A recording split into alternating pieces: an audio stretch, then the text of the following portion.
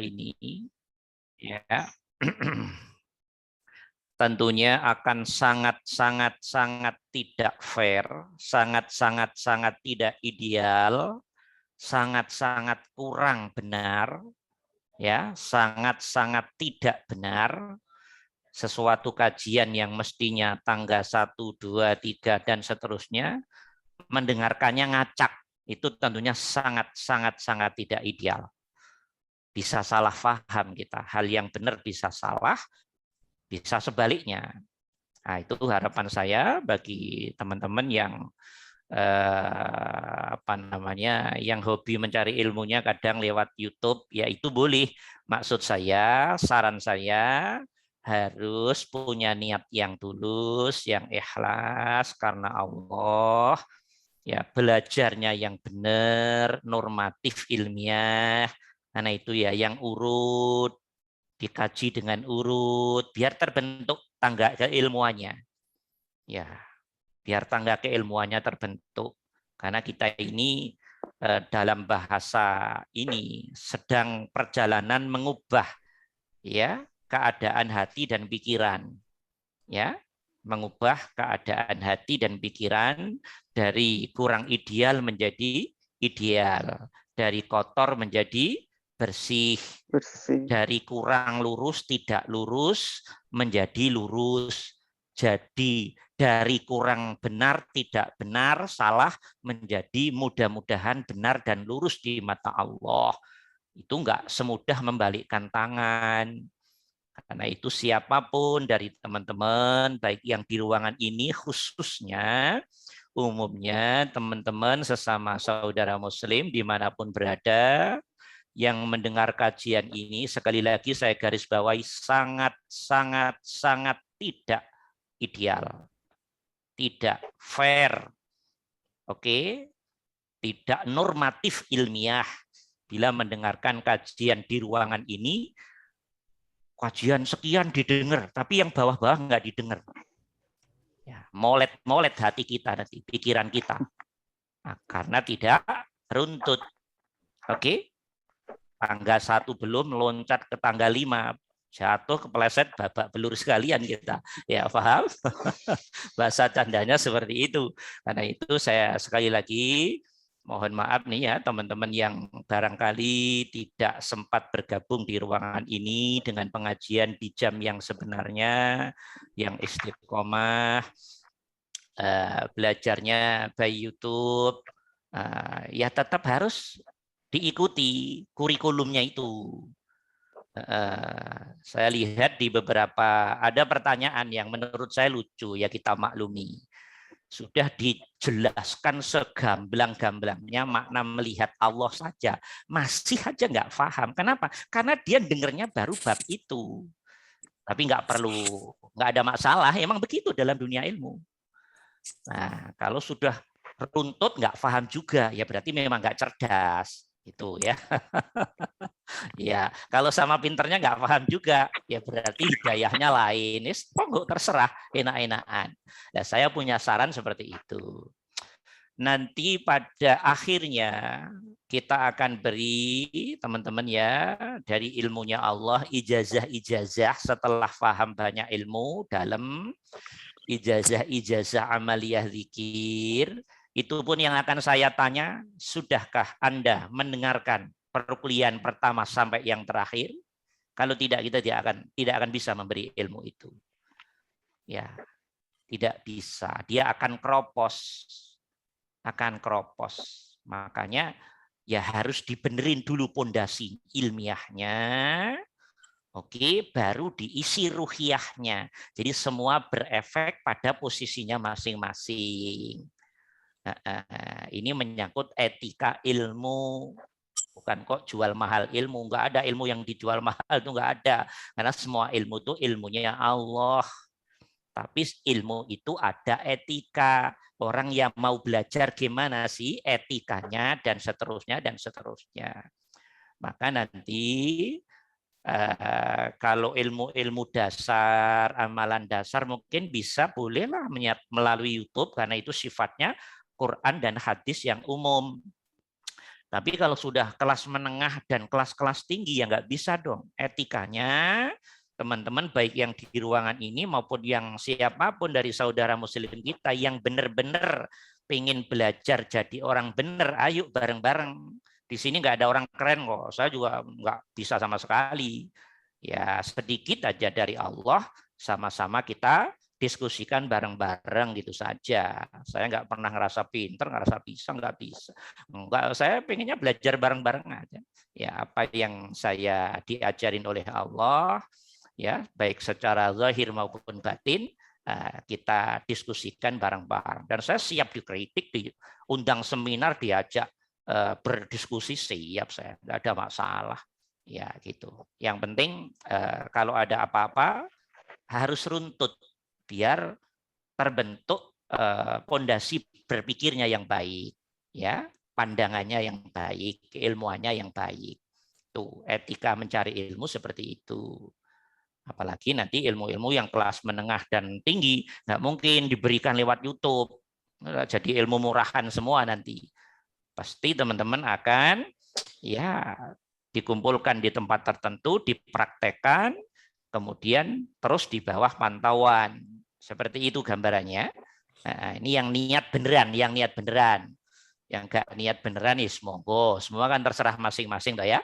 Ya, dah itu kalau harapan saya sesama saudara muslim ya kita sih mengajak watawasau bil haqqi watawasau bis sabr, monggo mari let's ta'al. Yuk kita siapapun dari sesama saudara muslim di ruangan ini maupun di luar ruangan ini sama-sama belajar jadi orang yang benar, yang lurus menuju kepada Allah. Hanya itu saja pesan penting saya ya untuk antisipasi hal-hal yang tidak kita inginkan ya. Oke teman-teman, sebelum kita lanjutkan untuk berikutnya kita kasih waktu tanya jawab. Kita persilahkan sebelum kita lanjutin materi yang lalu. Ya, siapa? Ini bertanya Ustadz. Ya, mangga silahkan. Ya, terima kasih atas waktunya. Sebelumnya Assalamualaikum warahmatullahi wabarakatuh. Waalaikumsalam warahmatullahi wabarakatuh. Salam kenal buat Ustadz dan teman-teman semuanya. Ini kali kedua ya saya mengikuti Zoom webinar ini. Yang awalnya belajar melalui channel video dari YouTube-nya Pak Ustadz. Perkenalkan nama saya Dedi Pak Ustadz dari Jogja. Saya sudah katakan belum semuanya sih melihat belajar dari videonya, tapi ada satu video yang menarik ini yang membuat menjadikan sebuah pertanyaan terkait ada kisah kucing ya Pak Ustadz kalau nggak salah. Kucing waktu itu misalkan mencuri makanan dari yang punya misalkan ya. Iya benar. Nah, gitu. Kalau kita melihat dari dimensi makhluk, maka hati kita akan merasa dongkol, kesel, benar, gitu ya kan. Benar. Dan masya Allah, terkadang kita malah mungkin memukul si kucing tersebut. Benar. Padahal hakikatnya kalau kita melihat bahwa Allah yang meliputi, zat yang meliputi si kucing, bahwa memang rezeki si kucing tersebut memang sudah diatur atas kehendak Allah ya. Iya, benar. Bahkan daun berguguran pun atas izin Allah. Benar. Dan alhamdulillah sekarang saya sudah sadar dan apabila ada kucing yang melintas, malah saya kasih ya Allah ini rezeki saya bagikan pada kucing. Terima kasih ya Allah atas rezekimu. Iya. Nah. Ini kalau kita tarik ke contoh yang lain ya Pak Ustadz, misalkan di daerah saya kan lingkungannya pertanian, tani gitu ya Pak Ustadz. Benar. Petani, kita ambil contoh dari kucing, kita ambil contoh ke burung. Nah, termasuk burung bahwa rezekinya yang memberikan sejatinya juga Allah juga. Iya. Pada musim panen misalkan, musim panen padi, yang ditunggu-tunggu para petani kan hasil panen. Benar. Padahal di situ ada serangan dalam tanda kutip ya Pak Ustadz, burung benar. Nah, cara mendudukkan rasa ini gimana Pak Ustadz? Iya. Yang dari sisi lain ini adalah rezekinya Allah memang untuk burung, dan di sisi lain ini yang ditunggu-tunggu petani. Nah, saya minta pencerahan mendudukkan rasonya ini bagaimana? Iya, oke. Terima Itu kasih, Pak Ustadz. Pertanyaan bagus sekali. Harapan saya, Mas Syabani, di Dismawanto ya, mohon dengerin perkuliahan dari awal ya, biar hidayahnya Allah lebih kencang, lebih besar ya. Karena ilmu itu kan beruntun loh ya. Iya, oke, itu harapan saya. Tapi alhamdulillah bifadlillah Anda sudah dibuka oleh Allah, dengerin berapa perkuliahan dan sudah mampu menangkap substansi. Itu bagus, itu tanda-tanda baik. Ya, itu tanda-tanda yang sangat bagus sekali. Mudah-mudahan oleh Allah dibuka lebih lebar dan lebih luas lagi. Allahumma amin. Pertanyaannya, ada seorang petani sudah masa panen. Ya toh, burung bukan cuma satu, Ustadz, puluhan bahkan ratusan ya kan. Iya, oke, ratusan. Bagaimana mendudukkan hati ini? Loh, teman-teman, kita ini kan diberi hak syariat toh oleh Allah. Sama kayak begini loh. Ya, Mas Dedi nyembelih ayam atau nyembelih kambing atau nyembelih apapun hewannya. Mas Dedi nggak boleh duduk, aku nyembelih ayam. Kalau aku nyembelih ayam, berarti yang mematikan itu kamu dong. Mengerti maksud saya? Sama perbuatannya, tapi hatinya berbeda. Idealnya kalau kamu orang yang berilmu tinggi, mulutmu bilang Bismillahi Allahu Akbar. Nggak cukup mulutmu doang Bismillahi Allahu Akbar. Tapi kamu membawa rasa sadarmu, hakikat yang menghidupkan dan membunuh adalah zat hidup yang meliputi diriku.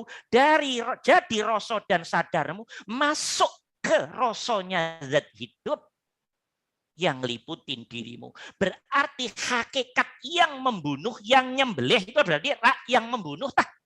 Iya. Nah, itu dirimu atau Allah? Allah yang membunuh, yang nyembelih dirimu atau Allah? Allah. Lah, tapi dirimu bisa nggak dudukin hati dan pikiran saat Bismillahi Allahu Akbar, pisau set set set set. Ini dirimu ngerosok. Gerakanmu adalah hakikatnya. Gerakan yang ditanamkan, yang dipancarkan, yang dibuat oleh Allah pada dirimu dari dimensi kemakhlukan. Jadi hakikatnya disandarkan kepada af'alullah. Itulah makna yang menghidupkan ya Allah, yang mematikan ya Allah. Paham apa enggak nih? Insya Allah Ustaz. Baru ngerti ya, baru ngerti. Jadi semua itu hanya urusan mendudukkan hati dan pikiran. Nah, sekarang soal burung. Allah memberi hak syariat pada kita. Umpama kita yang sebagai petani ngusir burung, yang penting hatimu, pikiranmu duduknya atas nama Allah. Berarti sejatinya dirimu duduk pada tauhid, hakikatnya yang ngusir burung ya Allah, gitu loh. Berarti hatimu sudah benar. Mengerti? Ya. Nah, oke. Ustadz, saya biarin semua. Saya tawakulan kamilan. Keanehan nanti pada panenanmu. Nah, nggak percaya, coba saja kalau nggak percaya. Percaya Ustadz, bahkan nggak ada yang gagal panen karena burung. Pasti ada hasilnya. Makanya, sebetulnya kan itu permainan Allah semua. Tetap harus ada yang dimakan burung. Nah, sekarang begini. Ada yang dimakan burung, tapi hatimu nggak nerima, ngeresah, nolak, protes. Itu tanda kenalnya dirimu pada Allah, jelek apa bagus? Jelek toh? Kotor apa bersih? Kotor, Ustaz. Iya, benar apa tidak? Tidak toh? Tauhid apa tidak sikap itu? Tidak toh? Loh, begitu. Oke. Kenapa kamu tidak mampu duduk pada apa yang sudah dimakan burung diikhlaskan atas nama Allah? Berarti memang itu hak rizkinya burung yang makan tanaman tadi. Berarti sejatinya yang mempersilahkan makan, yang memberi rizki siapa? Al-Hayyu Al-Qayyum. Kalau hatimu duduk seperti itu, berarti Panenanmu yang dimakan burung menjadi sedekah apa tidak? Sedekah, Ustaz. Sedekah. Gitulah. Karena duduknya hatimu, pikiranmu sudah lillah. Benar, mengerti? Begitu. Ya, nah seperti itu gambarannya teman-teman. Loh, kalau ada orang panenannya di ini burung, dia langsung hatinya, ya Allah, tawakkalna alaik ya Allah. Tawakkulan kamilan. Ini kalau kuat bener padinya habis ikhlas, ya berarti dia wali dong. Wali murid kali ya. Iya, kalau ada orang yang kuat, hebat. Hebat. Hebat itu. Oke. Hebat. Kalau ada yang kuat, padi tetap habis, tapi duduknya lillah, ikhlas. Nggak ngeluh sedikit pun. Saya yakin Allah akan memberi rezeki dia dari ribuan jalan lainnya. Karena di kamus kita kan saking nggak pinternya dikira Allah ngasih rezeki hanya dari padinya itu tah. Iya apa enggak? Betul, Pak. Coba ada yang mempraktekkan deh sekali 2 kali ya. Iya, pasti Allah akan memberi rezeki dari ribuan jalan yang lainnya yang tidak pernah kita duga. Tapi ini kan kelas ini terlalu berat untuk ukuran kita ya. Lah ukuran kita yang dimakan diikhlaskan secara syariat manggaklah tetap ada usaha meminimalisir gerak burung, tapi tetap duduk hati pikirannya ini af'alullah. Gitu loh, ngerti nggak? Iya. Jadi semuanya sama-sama enaknya. Burung ya enak, kita ya enak. Gitu loh. Nah, gitu loh. Paham ya? Ya dah, gitu. Dah, mengerti ya? Ya, terima kasih Pak Ustadz pencerahannya. Ya, oke. Ada lagi yang lain? Kita persilahkan. Assalamualaikum Ustadz. Waalaikumsalam warahmatullahi wabarakatuh. Saya ingin yang pelajaran yang minggu lalu itu ya, saya masih agak samar gitu ya tentang itu kayaknya boleh nanti diulang kembali, diulas kembali ya. Karena waktu minggu lalu itu kan kebetulan sudah di penghujung ya. Jadi gitu. Kayaknya buat saya pribadi masih belum belum melekat gitu ya. Jadi boleh. Masih agak belum pas gitu. Belum pas gitu. Ya. Boleh. Ya. Nanti kita ulang. Pokoknya kalau belum paham ngomong aja lah, nanti kita ulang bareng-bareng biar sama-sama diberi paham oleh Allah. Oke, nanti kita ulang Bu Anita. Ada pertanyaan lain? Ya. Ya, waalaikumsalam. Silakan Pak Aris dulu, mangga. Saya berkali-kali nangkap dari Ustadz ada ini. Nanti Allah yang akan ngasih tahu lah gitu, ngasih tahu sendiri, memberi tahu kita, memberi ilmu gitu ya. Iya. Ini di level kalau sudah kita mantap gitu. Saya kaitkan dengan dalam ilmu tauhid itu Allah Maha berfirman, la awalu walal akhiru gitu. Nggak tahu nyambung atau enggak ini ya. Jadi seolah-olah kesimpulan sementara saya itu seolah-olah nanti kita itu kalau sudah mantap duduknya, hatinya sudah bersih, seolah-olah bisa mendengar firman-Nya Allah langsung, tapi secara isi, secara konteksnya itu sangat pribadi sesuai kondisi hati kita, apa yang kita temui gitu ya di kehidupan realnya. Tapi jadi seolah-olah masuk orang selevel saya nanti akan bisa mendengar firman Allah secara langsung gitu. Itu Pak Yai, mohon dijelaskan, diluruskan kalau salah. Iya, oke. Begini, inilah yang sebetulnya teman-teman kurang pas dari kita. Dan inilah namanya perjalanan spiritual. Jadi setiap hari dalam diri kita berkecamuk suara Allah, namanya fa'alhamaha. Suara Allah itu ilham melalui malaikatnya. Oke, Haris, ngaji, tauhid. Dorongan itu halus. Lewat rasamu, lewat sadarmu, lewat keinginanmu. Oke. Dorongan itu, rasa itu, keinginan itu yang menyatu dengan diri zahir batinmu. Itu munculnya dari siapa sejatinya? Nah, Untuk mengenal ini kan butuh ilmu, Mas Haris. Walaupun kejadiannya dari kecil sudah terjadi pada diri kita. Iya apa enggak nih? Kalau kejadian kan tiap hari berapa peristiwa terjadi terus di dalam diri kita. Nah, ilham itu apa sih ilham itu?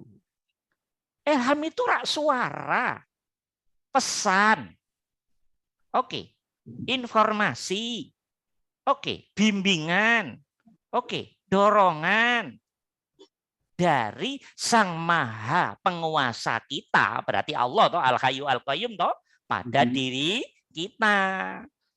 Itu berarti namanya Allah berkomunikasi dengan kita apa tidak? Iya.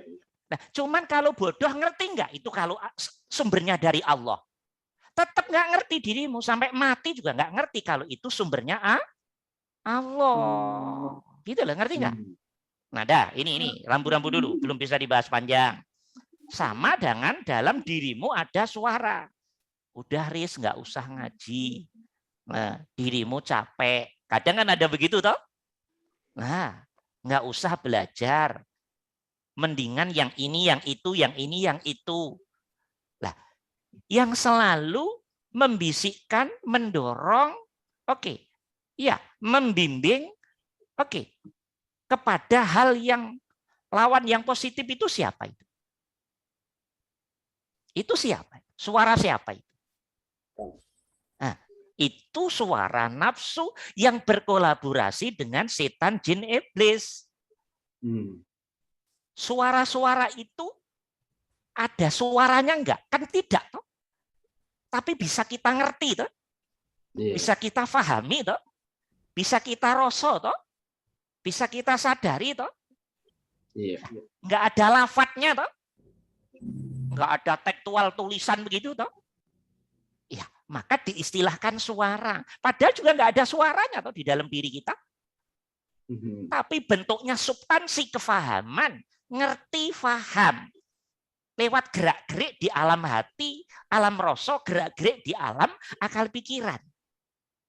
Nah itu siapa itu? Perbuatannya siapa itu? Kalau baik itu dari Allah. Kan begitu toh? Maka ayatnya namanya fa'alhamaha. Allah mengilhamkan. Oke. Lah, kalau Allah nggak nolong, maka ada pembandingnya nanti di situ. Fujuroha. Loh, ada fujur. Suara tapi mengarah ke yang jelek. Siapa? Ya setan, jin, iblis yang berkolaborasi dengan nafsu. Loh, kenapa setan, jin, iblis kok bisa keren seperti itu? Karena diberi wewenang oleh Allah. Karena kapan mereka bisa kuat wewenangnya itu? Ketika Allah membiarkan. Dibiarin oleh Allah. Maka siapapun saja ketika dibiarkan oleh Allah, dia akan kepleset dari bimbingannya Allah, dari suaranya Allah. Itu namanya tersesat. Jadi Allah itu punya sifat al-hadi, artinya pemberi petunjuk. Tapi kalau Allah nggak memberi petunjuk, siapapun akan masuk ke sifatnya Allah al-mudil. Allah itu penyesat, menyesatkan juga. Dikira Allah itu nggak menyesatkan. Kalau Allah tidak memberi petunjuk, berarti dirimu akan dikuasai setan, jin, iblis. Yang berkolaborasi dengan diri gaib kita. Dan kita tidak ditolong oleh Allah. Saat praktek seperti ini, berarti Allah menggunakan haknya, sifatnya, kemutlakannya, namanya Al-Mudil, Maha yang menyesatkan. Artinya, diri orang ini, detik ini, belum layak mendapat hidayah. Atau mungkin sampai mati nggak akan layak mendapat hidayah. Bisa jadi, itu otoritasnya Allah kok. Bisa dimengerti? Nah, hanya karakteristik gerak-gerik ini teman-teman akan menjadi tajam kalau yaitu tadi ngerti ilmunya, ngerti lakunya, istiqomah. Siapapun nanti bifadlillah, birahmatillah, biiznillah, asal beneran insya Allah udah percaya Allah saja.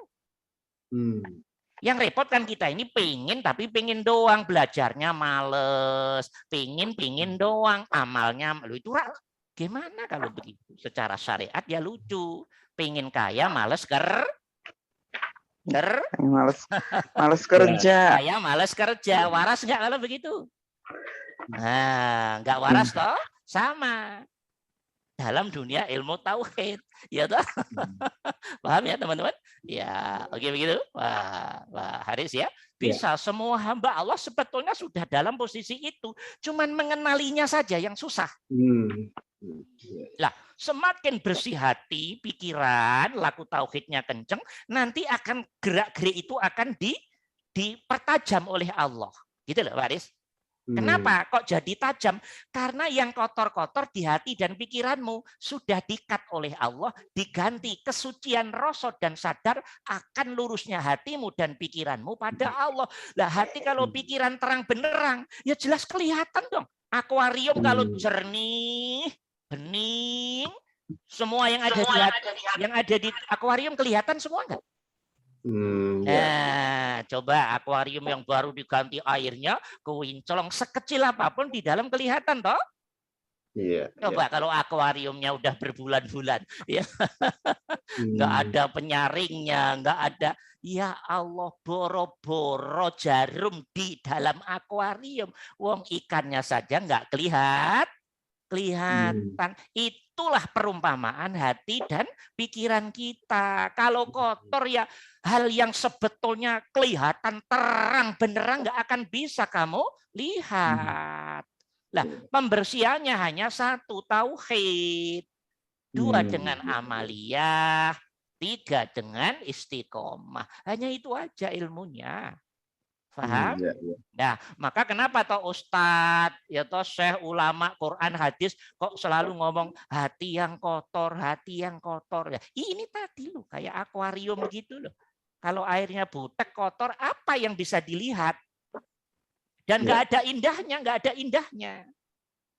Nggak ada indahnya itu maksudnya orang kalau hatinya kotor, keluar dalam bentuk mulut, mata, telinga, tangan, kaki, kelamin, rasa, sadar, sifatnya keluar dari Allah. Gitu loh. Ukuran kotor itu di mata Allah, apapun keluar dari Allah. Bukan perbuatan baik. Perbuatan baik kalau keluar dari Allah, hati pikirannya, tetap di mata Allah celaka.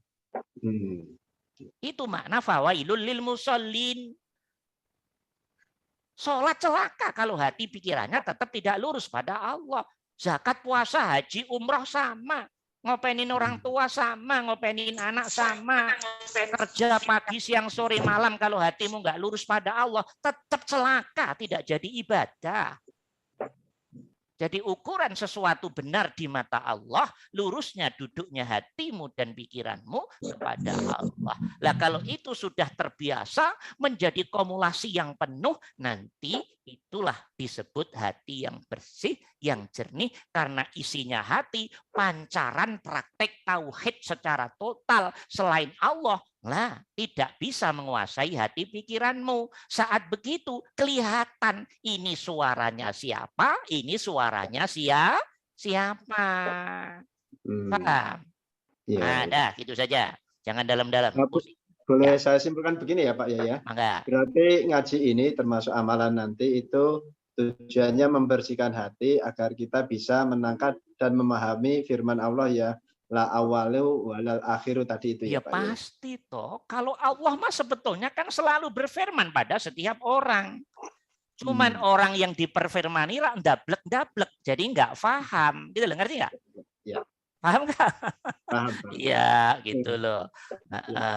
Lah, para nabi, para wali, kenapa kok mereka begitu? Nah, hatinya bersih, jernih. Laku tauhidnya keren. Maka dia menjalankan suara Allah. Oke, umpama nih, mohon maaf nih, sedang nggak punya duit, baru punya uang 1 juta, hatinya ngomong, berikan orang itu. Dia akan jalankan tugas itu. Lama nggak punya duit nih, punya duit 1 juta, 1 juta dari mana?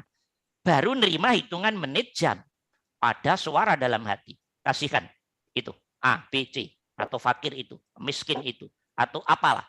Dia akan dengan siap jalankan tugas ya Allah. Hatinya kelihatan teman-teman. Mengerti? Nah, coba kalau belum. Ayo. boro-boro.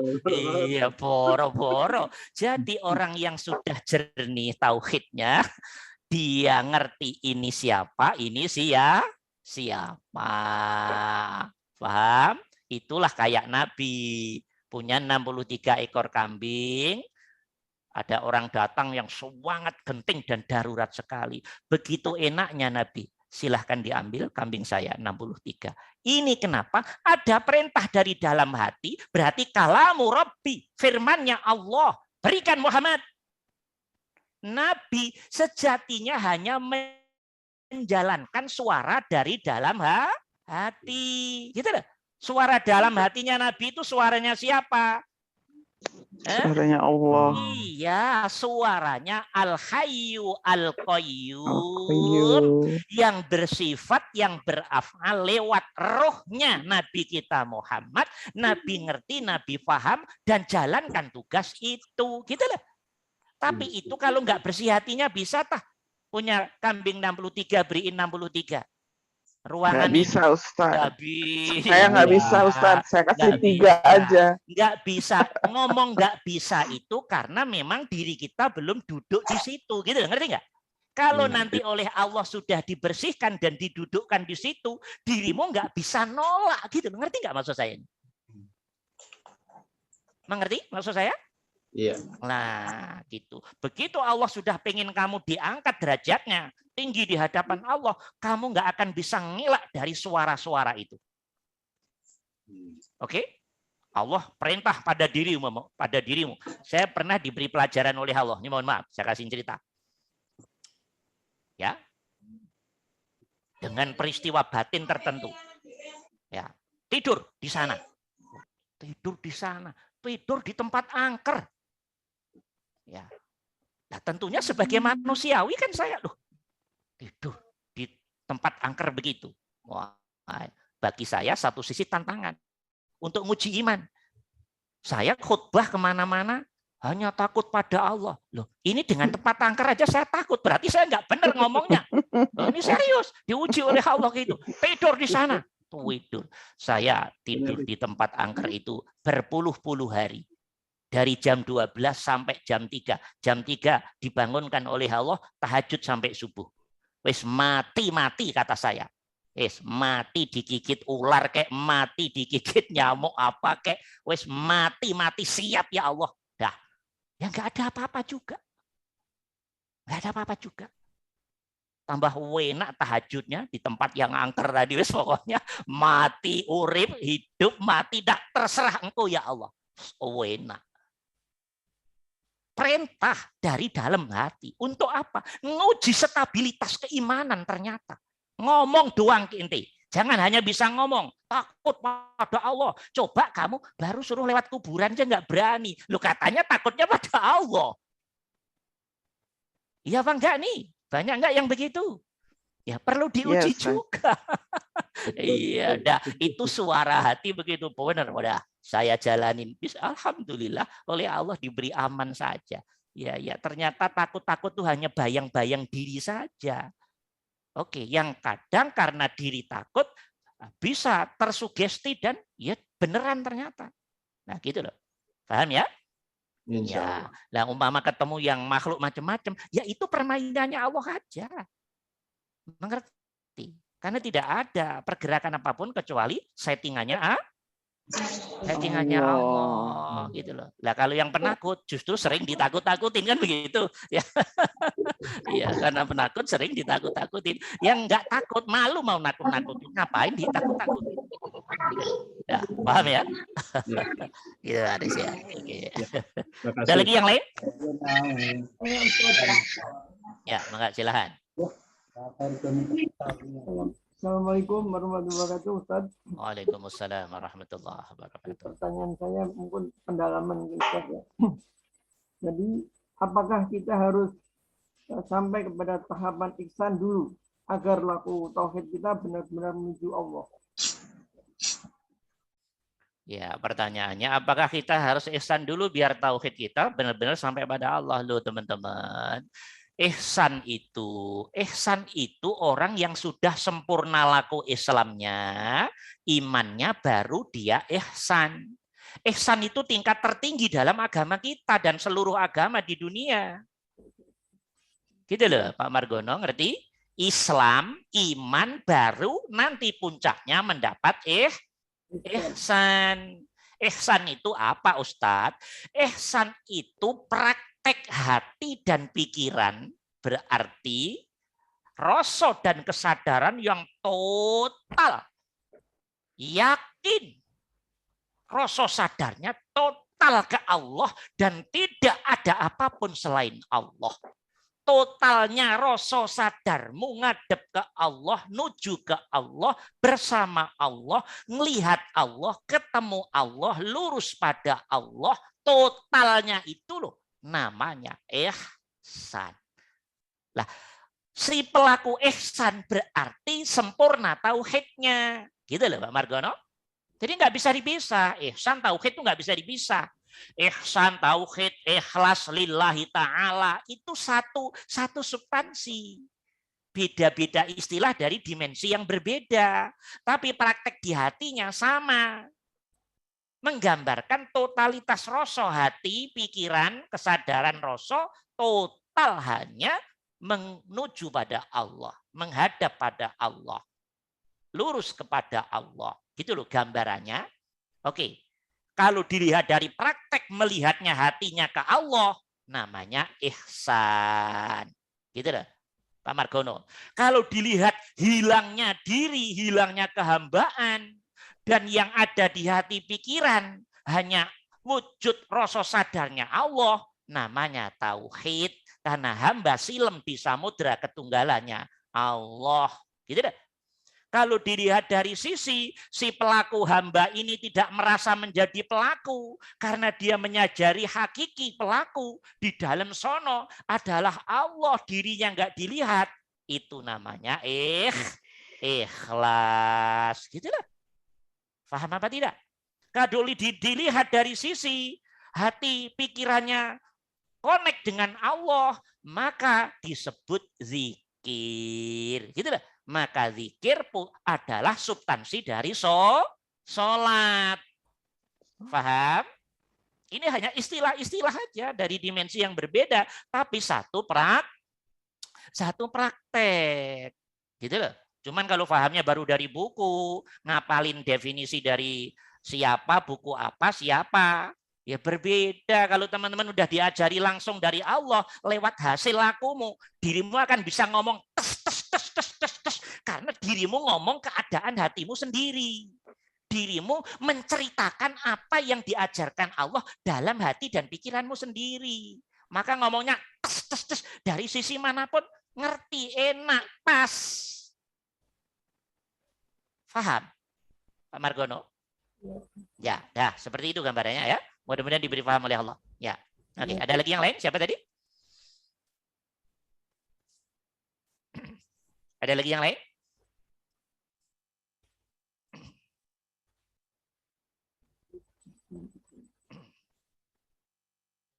Aman? Terkendali semuanya? Jangan ada yang ragu, bimbang. Ya, silakan. Yang jarang nanya untuk bertanya.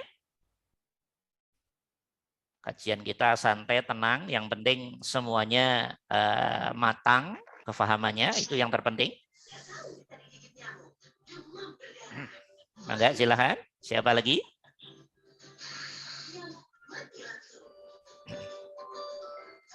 Assalamualaikum warahmatullahi wabarakatuh. Waalaikumsalam. Iya. Tentang zikrullah, Pak.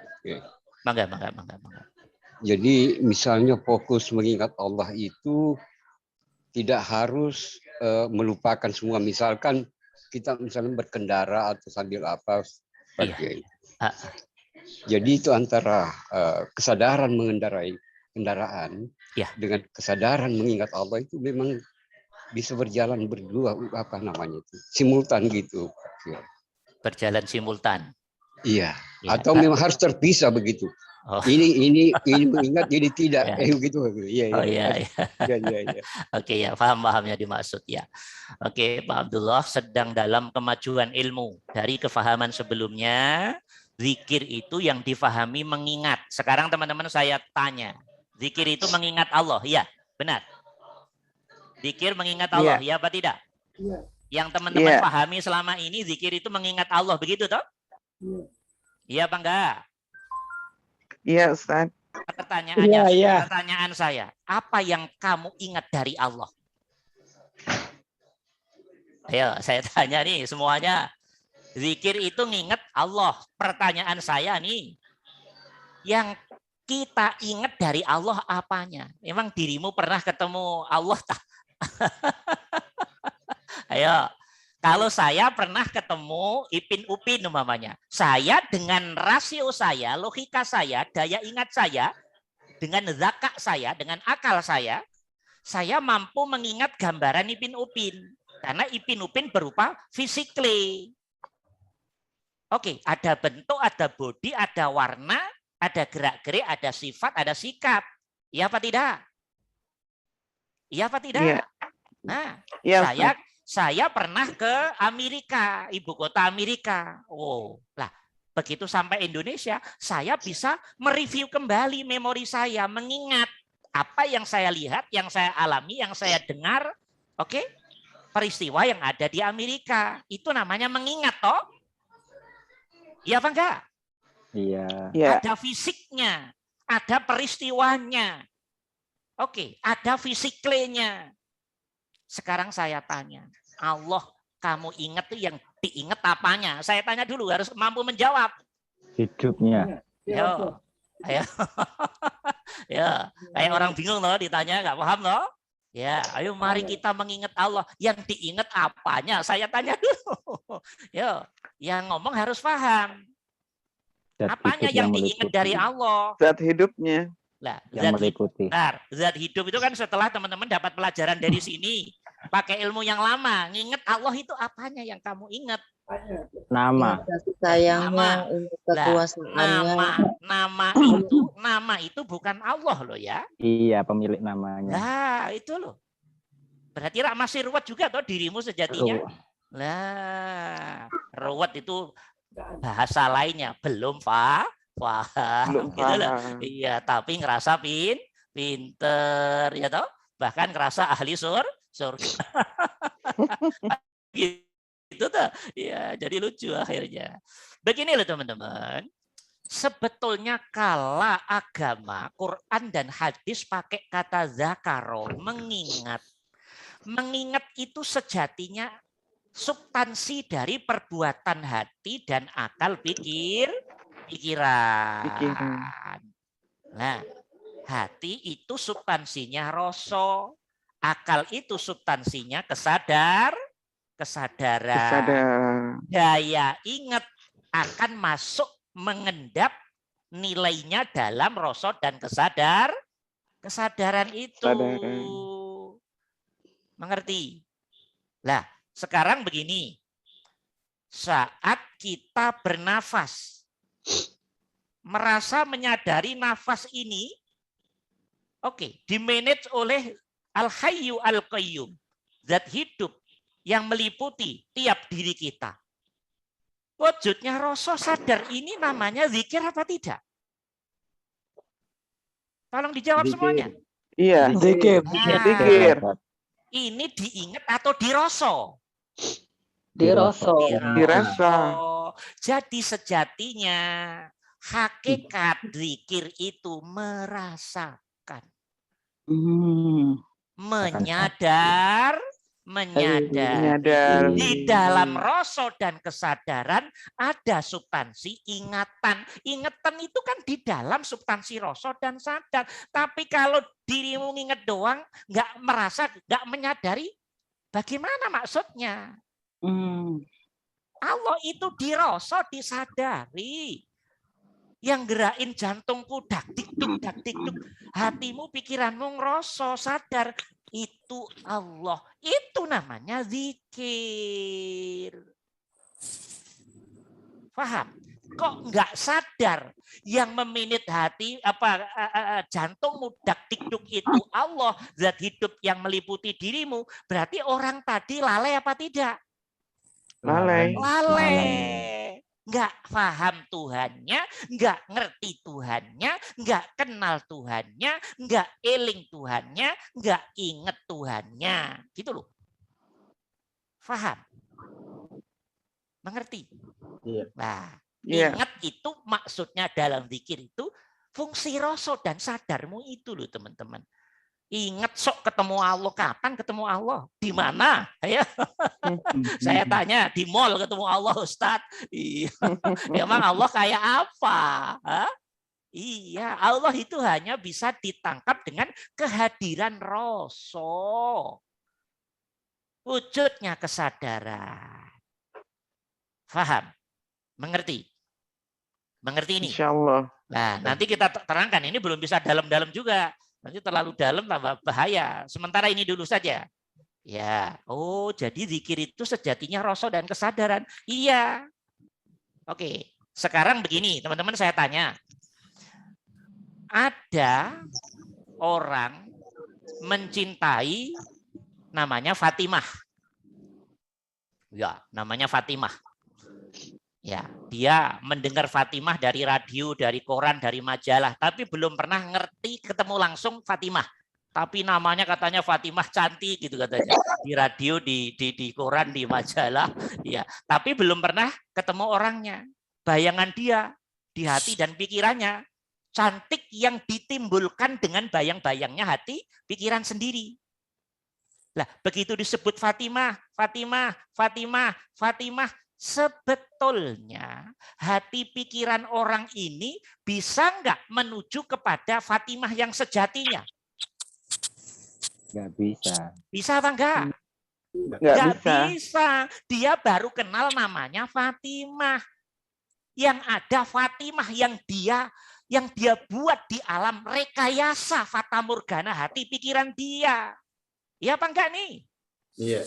Nah, disangkanya Fatimah, padahal Fatimah yang dia produk di alam khayal dia sendiri.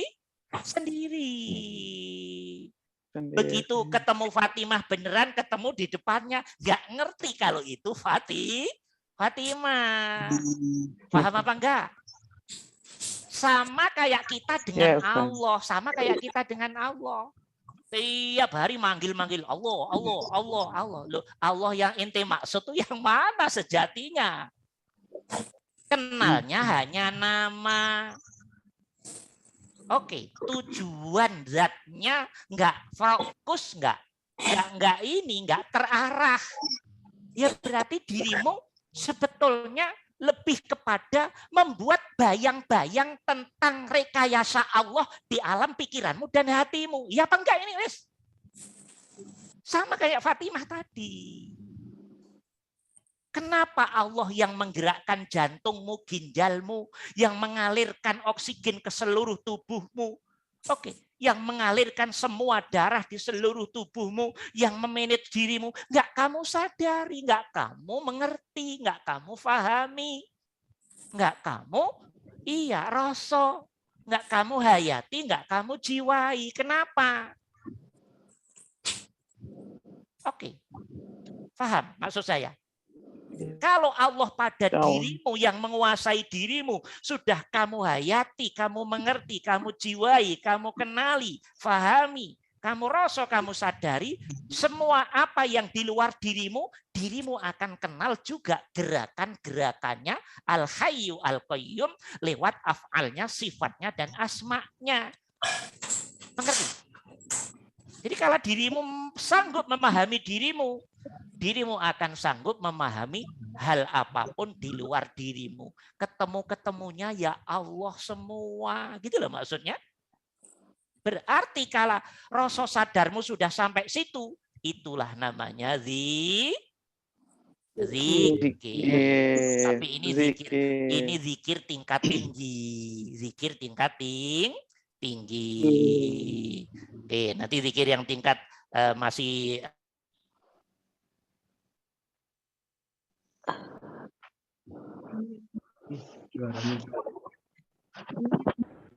Suaranya hilang, Pak Yai.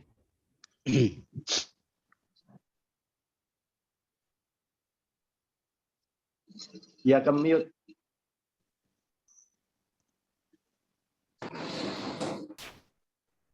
Sudah? Halo? Sudah? Suara? Sudah. Ya, sudah dengar jelas. Ada gangguan sedikit. Ya, jadi kayak orang tiap hari nyebut nama Allah, Allah, Allah, Allah. Allah yang mana yang kamu maksud? Nggak ngerti tujuannya sama sekali. Kayak begitu aja. Tapi secara syariat udah alhamdulillah. Tapi ini kan bicara yang lebih dalam toh. Dari sisi hakikat, makrifat, ya itu belum sempurna. Itu kurang sempurna. Bahkan bisa itu tidak sempurna. Nyebut nama, nggak kenal yang punya nama. Nyebut nama, nggak kenal sifatnya yang punya nama. Nyebut nama, nggak kenal, nggak ngerti, nggak paham af'alnya yang punya nama. Oke. Bisa dimengerti. Nyebut nama, tapi nggak tahu alamat zat yang bersifat berasma bil af'al di balik apa? Roh yang sejatinya hakikat zatullah. Ya, dah. Paham ini? Paham ya? Pak Abdullah tadi? Itu keterangan dasar. Keterangan dasar. Nanti akan dipelajari lebih jauh. Ya, apa itu makna zikir dan seterusnya nanti akan dijelaskan nanti. Ya, terima kasih, Pak Ustaz. Ya. Sekarang teman-teman saya tanya. Saya melihat tikus. Saya melihat tikus. Kalau orang yang nggak paham Allah kan jijik melihat tikus itu. Ya apa enggak? Terutama kaum Hawa ya. Kaum Hawa. Iya. Padahal tikus mau mengenalkan dirinya sebetulnya kan. Ya, orang yang kenal Allah. Orang yang kenal Allah. Dia lihat dengan seksama. Ya Allah. Af'almu ya Allah. Tikus bentuknya begitu, modelnya begitu, sifatnya begitu, karakternya begitu, makanannya begitu, suka di tempat yang lembab-lembab begitu. Itu kepinginanmu ya Allah, bukan kepinginan tikus. Tikus tidak pernah punya keinginan. Kalau suruh milih si tikus pasti pengen milih di hotel ya toh. Tapi tikus nggak punya hak untuk milih. Tikus harus tunduk kepada yang membuat, pada Khaliknya, yaitu Allah. Jadi yang pengen tampilan tikus seperti itu, sifatnya seperti itu, dan semua hukum yang berlaku pada tikus, yang pengen siapa? Allah. Lah, Allah toh? Allah. Nah, cuman yang belum paham Allah nyalain tikus. Kata tikus, ente nggak pinter-pinter banget sih. Jadi kalau tikus bilang ke kita, goblok ente, berarti tikusnya bener apa salah? Bener. Pinter, cuman sayang suara tikusnya belum mampu kita dengar. Pandek, kita paham suara tikus, tiap hari mungkin dengar goblok-goblokan dari tikus saja. Ente nggak pinter-pinter melulus. Iya. Terus setelah itu tikusnya apa namanya? BAB di rumahnya kan bersih begitu toh. Terus orang-orangnya tadi sakit hati, gemes apa enggak pada tikus tadi? Gemes. Kau gemes banget. Awas tak bunuh ini kan begitu toh, ya. Sebetulnya orang ini tadi dari awal sampai akhir kehilangan kendali tauhid apa tidak? Iya. Ya, dia bukan orang yang kenal Tuhannya, bukan. Dia orang yang masih mohon maaf BODOH, benar-benar BODOH. Belum mengerti tentang dirinya dan tentang Allah. Setelah tikusnya di rumahnya, udah gitu ada ayam di meja, dia makan. Lebih lagi toh, ya. Lebih lagi nih wes, pokoknya awas rame. Iya dah, di dalam dirinya bergejolak, darah membara-bara kayak di neraka dia. Iya apa enggak? Iya. Semakin dirimu seperti itu, tanda kenalnya dirimu pada Allah benar-benar semakin tidak kenal. Dirimu enggak ada bedanya dengan orang kafir. Ya Allah. Iya apa enggak ini? Iya betul. Ya udah gitu aja, nggak usah repot-repot kok. Sikapnya, bukan agamanya, sikapnya maksudnya. Sikap yang tidak kenal Tuhan sama sekali. Bedakan dengan orang yang sudah duduk di tauhid, kenal Tuhannya.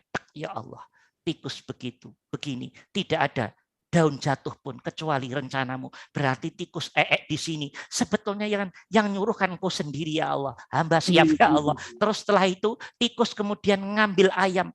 Berarti engkau pengen nguji hamba ya Allah. Siap menjalankan tugas. Fahamnya dirimu tentang hal ini. Zat hidup yang meliputi tikus. Terjadi af'al di rumahmu. Terjadi af'al ayamnya dimakan tikus, dirimu lihat Allahnya Al-Hayyu Al-Qayyum yang liputin tikusnya, dan dirimu tetap sayang dengan tikusnya. Ini hebat apa enggak ini? Kalau bisa begini, bisa marah apa enggak? Enggak bisa. Marah, tersinggung, jengkel itu muncul karena ketidakfahaman dia akan Tuhannya tikus. Tuhannya tikus, ya Tuhan kita juga. Paham? Mengerti? Mengerti ini? Yeah. Insya Allah. Jadi ketika tikusnya berat begitu, dirimu nggak marah. Tikusnya ngerti nggak kira-kira? Dirimu nggak marah nih, ya? Adem ayem tentrem ya Allah. Af'almu siap jalankan tugas ya Allah. Ya. Dirimu nggak marah, nanti yang marah istrinya, ya. Atau istrinya mak paham Allah, suaminya yang nggak paham, jadi berantem. Itulah ujianmu dalam hidupmu. Mengerti? Ya. Begitu. Jadi Allah itu nguji lewat seputar kita semua. Nabi diuji dengan istrinya, kayak begitu. Nabi Nuh diuji dengan istrinya, dengan anaknya. Yuk kayak begitu. Biar pertahananmu kuat. Mengerti? Paham? Jadi kalau sesekali istri bersikap jelek kepada kita, sejatinya itu permainannya Allah. Suami juga sama. Itu permainannya Allah biar dirimu ngerasain hal yang di luar dugaan. Sehingga dirimu akhirnya mencari sesuatu yang substantif di balik semua peristiwa itu. Ternyata ya Allah juga, Allah juga. Gitu loh, mengerti ini? Nah, teman-teman saya tanya, Nabi kita Muhammad SAW diludahin mukanya itu udah biasa atau teman-teman? Habis subuh di tengah jalan diludahi musuh-musuhnya. Teman-teman udah dengerin diri loh dalam hadis-hadis itu. Nabi marah apa tidak? Tidak. Justru tersenyum. Loh, diludahi justru tersenyum. Ngerti nggak ini maksudnya ini? Bahkan Nabi berdoa, Allahumma ighfir lahu fa innahu lam ya'lam ya Allah. Ya Allah ampunin dia belum ngerti ya Allah. Kenapa Nabi nggak marah bahkan senyum? Nabi ngerti yang ngeludahin sejatinya perintahnya Allah. Allah bilang ke orang yang suka ngeludah tadi, ludahin Muhammad untuk nguji kehebatan imannya dia, untuk nguji keihsanannya dia, untuk nguji ketauhidannya dia, untuk nguji kefahamannya, kepengertiannya dia tentang Tuhannya. Dan ternyata Nabi faham. Begitu diludahi, langsung senyum sambil berdoa. Bisa tak kita begitu? Ya. Ini hanya para pelaku tauhid yang handal ini teman-teman. Kita belum diludahi, udah ngeludahin duluan kok. Ya toh? Belum dilemparin sudah ngelemparin duluan. Orang mau marah aja kita udah terpancing duluan. Kayak gitu ngaku ahli tauhid apaan begitu. Iya. Iya toh? Banyak toh yang potongan begitu dari kita? Iya, orang baru mau apa kita udah duluin kok. Kayak gitu ngaku la ilaha illallah. Ya. Bisa dimengerti? Nabi melihat Allahnya. Setelah diludahi apa? Dilemparin kotoran. Loh. Lebih gila apa enggak? Ludah masih lumayan. Kalau kotoran. Ayo. Nabi juga enggak marah, senyum. Oh, ini kalau saya udah berapa celurit keluar ini ya. Iya. Kalau Nabi lemparin kotoran, senyum dan didoakan. Loh, gimana nih Nabi ini? Ini yang belum paham Allah ini. Nabi karena sabar. Nabi sabar kenapa? Belum mampu menjawab. Nabi melihat bahwa itu hakikatnya af'alullah. Itu sejatinya permainan Allah untuk nguji Nabi. Jadi yang pengen Nabi diludahin dan dilemparin kotoran sejatinya siapa yang pengen? Allah. Mengerti? Allah. Iya. Faham? Mengerti? Setelah itu apa? Nabi dilemparin batu. Sampai giginya rampal, berdarah-darah. Nabi senyum juga, doain juga. Gimana toh ini? Ayo. Nggak masuk akal loh. Emang nggak masuk akal. Karena Nabi kelasnya sudah nggak bisa diomong oleh Allah. Udah los sudah. Udah kelihatan Allahnya semua di hati dan pikirannya. Berdarah-darah. Secara syariat ya Nabi ya lari, ya nyari, ya sembunyi, ya dan seterusnya. Itu syariat. Emang oleh Allah peristiwa film kehidupannya dibuat seperti itu. Begitu. Nah, begitu yang nyakitin Nabi sakit, Nabi justru orang pertama yang menjenguknya. Ayo. Paham nggak ini maksudnya? Paham apa enggak? Paham enggak? Nabi tidak melihat orangnya. Nabi tidak melihat orangnya, tapi Nabi melihat hakikat pelaku yang memainkan orang tersebut. Maka Nabi tidak pernah benci. Ngerti? Paham? Ya. Nah, gambarannya seperti itu nanti. Permainan tauhid itu seperti itu. Ya. Jadi orang kalau sudah, mohon maaf, udah jarang tersinggung, kok pokoknya wena aja. Ya itu tanda hatimu sudah mulai mapan. Udah nggak minta penghormatan, nggak butuh penghormatan, sudah pokoknya udah nggak butuh semualah kecuali Allah. Nah itu tanda dirimu sudah mulai mengerti Allah, faham Allah, kenal Allah. Oke? Dari dalam hati sono. Ya, dah. Ya, dah. Oke? Bisa dimengerti ya? Ya, udah. Istirahat dulu, ambil nafas. Ya Allah. Bismillah. Alhamdulillahirrahmanirrahim.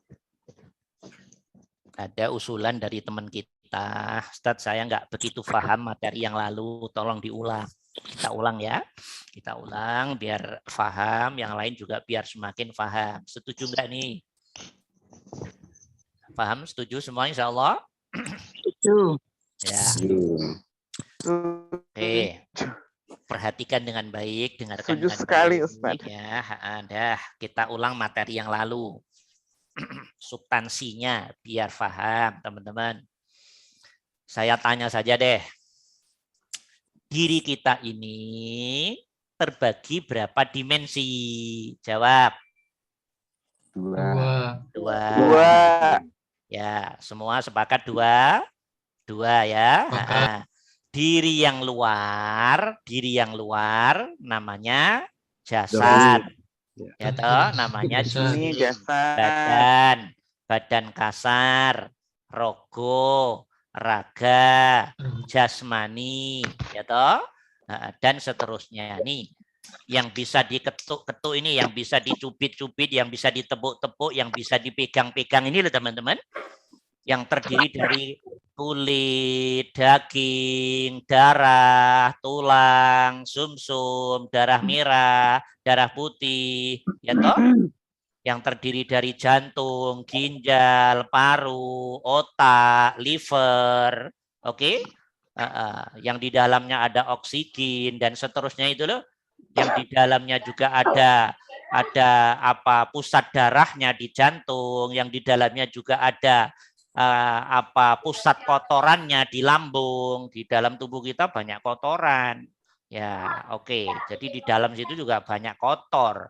Ada darah, ada kotoran kalau ngomong kotor. Ya, itu dimensi inilah disebut badan kasar. Paham ini semua, paham? Paham?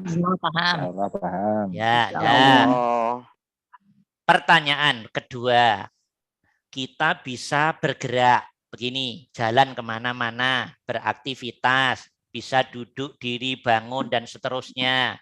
Bisa kerja, bisa senyum, bisa tawa, bisa ngomong, bisa melihat, bisa dengar, bisa makan, minum, dan seterusnya. Ya toh? Iya apa tidak? Iya. Iya.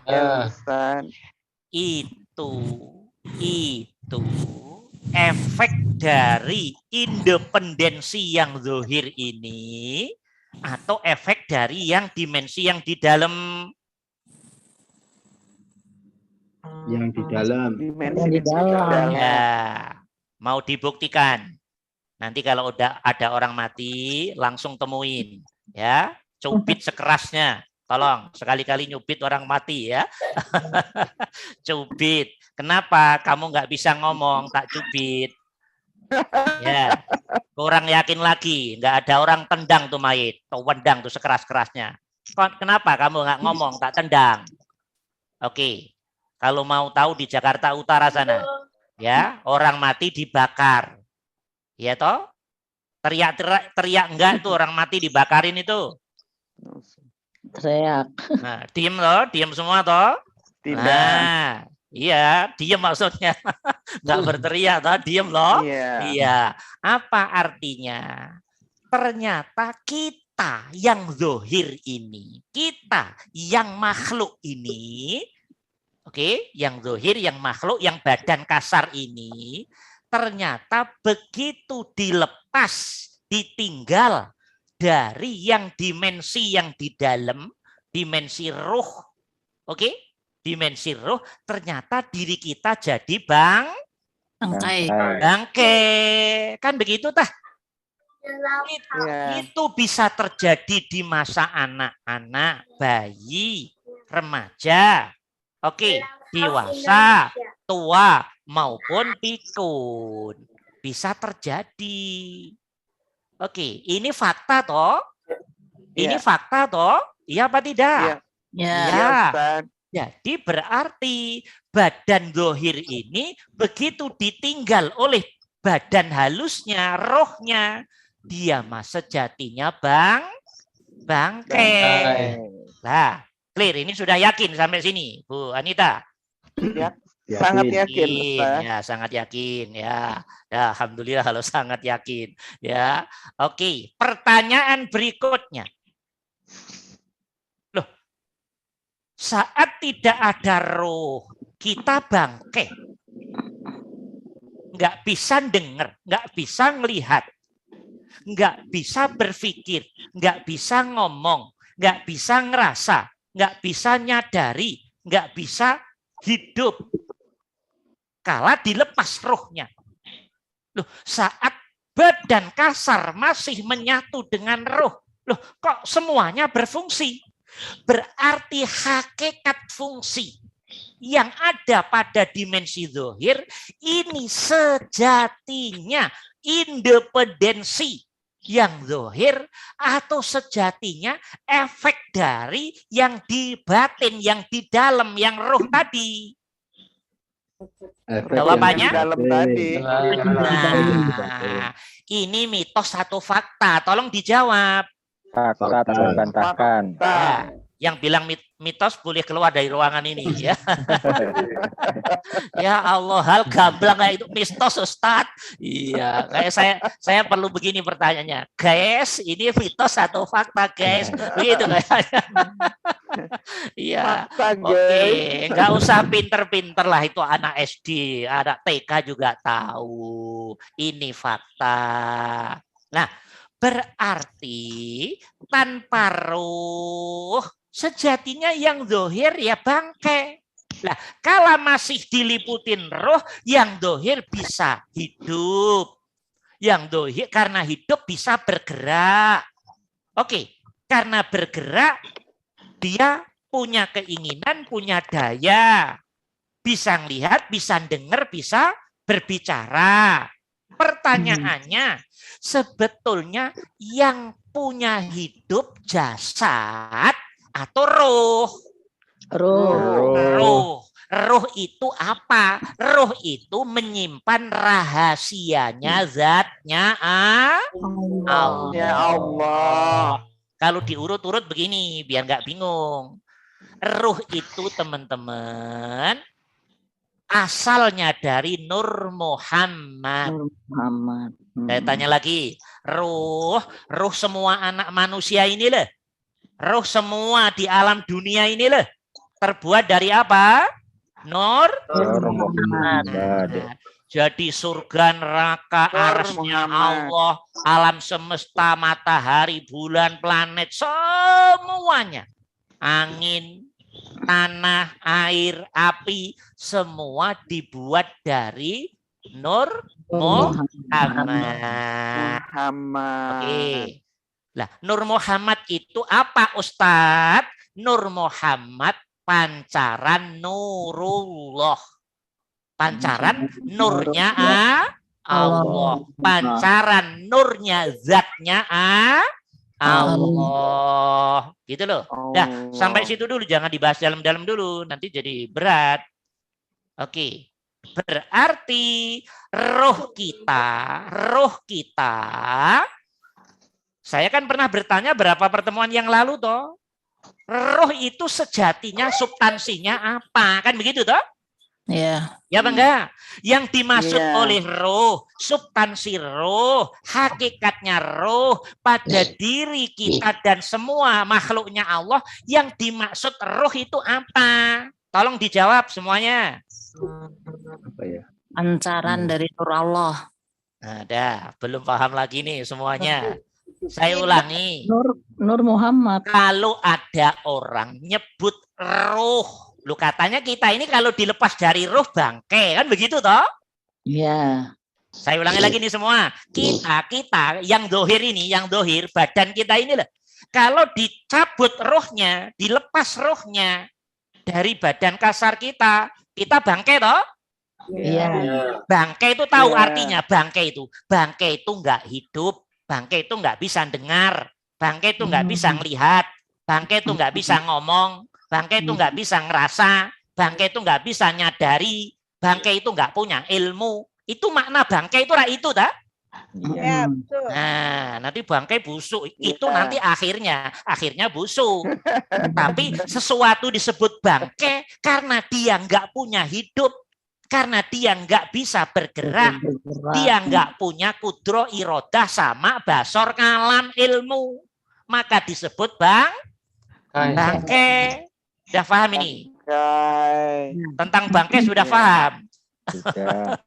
Ya, dah. Oke, mitos atau fakta ini? Fakta.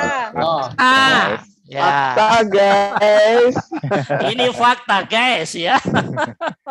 Ya, emang belajar dengan anak-anak muda harus begini Bang ya. Ya, oke, ntar dulu jangan di-stop. Oke. Ya, ini adalah fakta. Pertanyaan kedua. Fakta. Nah,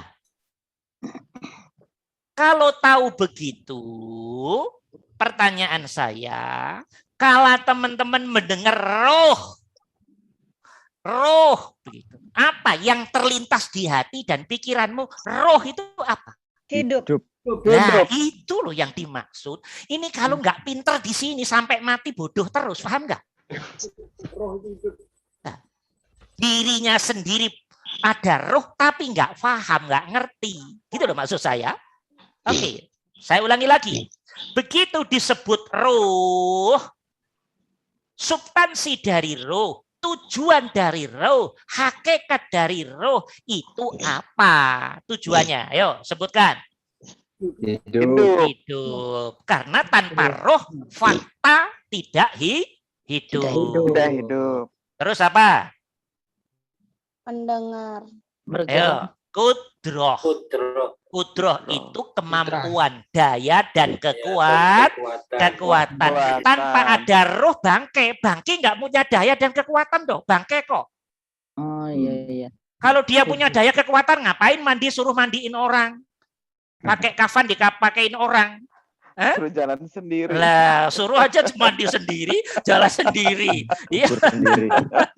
Lari semua. Iya, gitu loh, Pak. Karena dia nggak punya daya, maka nggak bisa beraktivitas, ya toh? Iya, maka dimandiin, gitu loh. Iya, iya, dah. Nggak punya daya. Jadi ruh itu satu hidup, dua daya. Ketiga apa? Yang ketiga? Iroda. Begitu disebut roh, begitu teman-teman harus paham ini. Hidup, kudro, iroda. Nanti nggak paham-paham dulu. Kapan kenalnya Allah? Oke? Hidup, kudro, iroda. Iroda itu berkehendak. Maka orang yang rohnya dicabut berarti mati. Punya kehendak apa enggak dia? Tidak. Nah, kalau nggak percaya, kasih dia makanan apa? Nggak mau dia. Ya nggak ada ingin. Ya, paham? Nggak ingin. Maka berarti dia tidak punya irodah. Paham? Ya, irodah yang ketiga. Yang keempat apa? Ilmu. Orang yang sudah mati punya dia kefahaman, pengertian, ilmu. Nggak punya, wong bangke kok. Nah, kalau ada ilmu, berarti dia ada roh. Mengerti? Paham? Iya. Paham? Nah, gitu loh. Berarti ilmu itu diwadahi dalam roh. Hidup itu ada di dalam roh. Kudroh irodah ada di dalam roh. Gitu loh maksudnya. Paham? Jangan begitu dibilang roh, diem aja. Loh. Nggak ada reaksinya sama sekali. Ini paham atau terlalu pintar atau nggak pintar ini? Jadi begitu teman-teman dengar roh dari Al-Quran, dari hadis, dari siapapun. Roh, oh hidup, kudroh, irodah, ilmu. Terus berikutnya apa? Sama. Mendengar. Maka orang mati bisa nggak dengar? Tidak. Nggak bisa. Oke. Fakta atau mitos? Fakta, guys. Ya, okay. Iya. Oke ya. Dah. Mendengar. Kemudian melihat. Nah, orang mati bisa melihat? Nggak bisa. Yang lihat dimensi rohnya. Karena roh sudah dilepas, maka yang jasad jadi bangkai, tapi hakikatnya yang melihat adalah roh. Oke, mengerti? Nah, terus berbicara, namanya kalam. Kalam ini sumbernya siapa? Kalau diri kita begitu mati nggak bisa ngomong kok. Coba diajak ngobrol, nggak bisa. Ya toh? Nggak bisa. Berarti kala ada roh bisa ngomong itu sejatinya perbuatan dari dalam roh. Gitu loh. Paham? Clear? Mengerti semuanya? Iya. Yes. Semua harus paham ini. Ini kalau nggak paham, tersumpat semua di sini. Nggak jalan ilmu tauhid kita di sini. Ngerasa bisa terus, ngerasa sombong terus.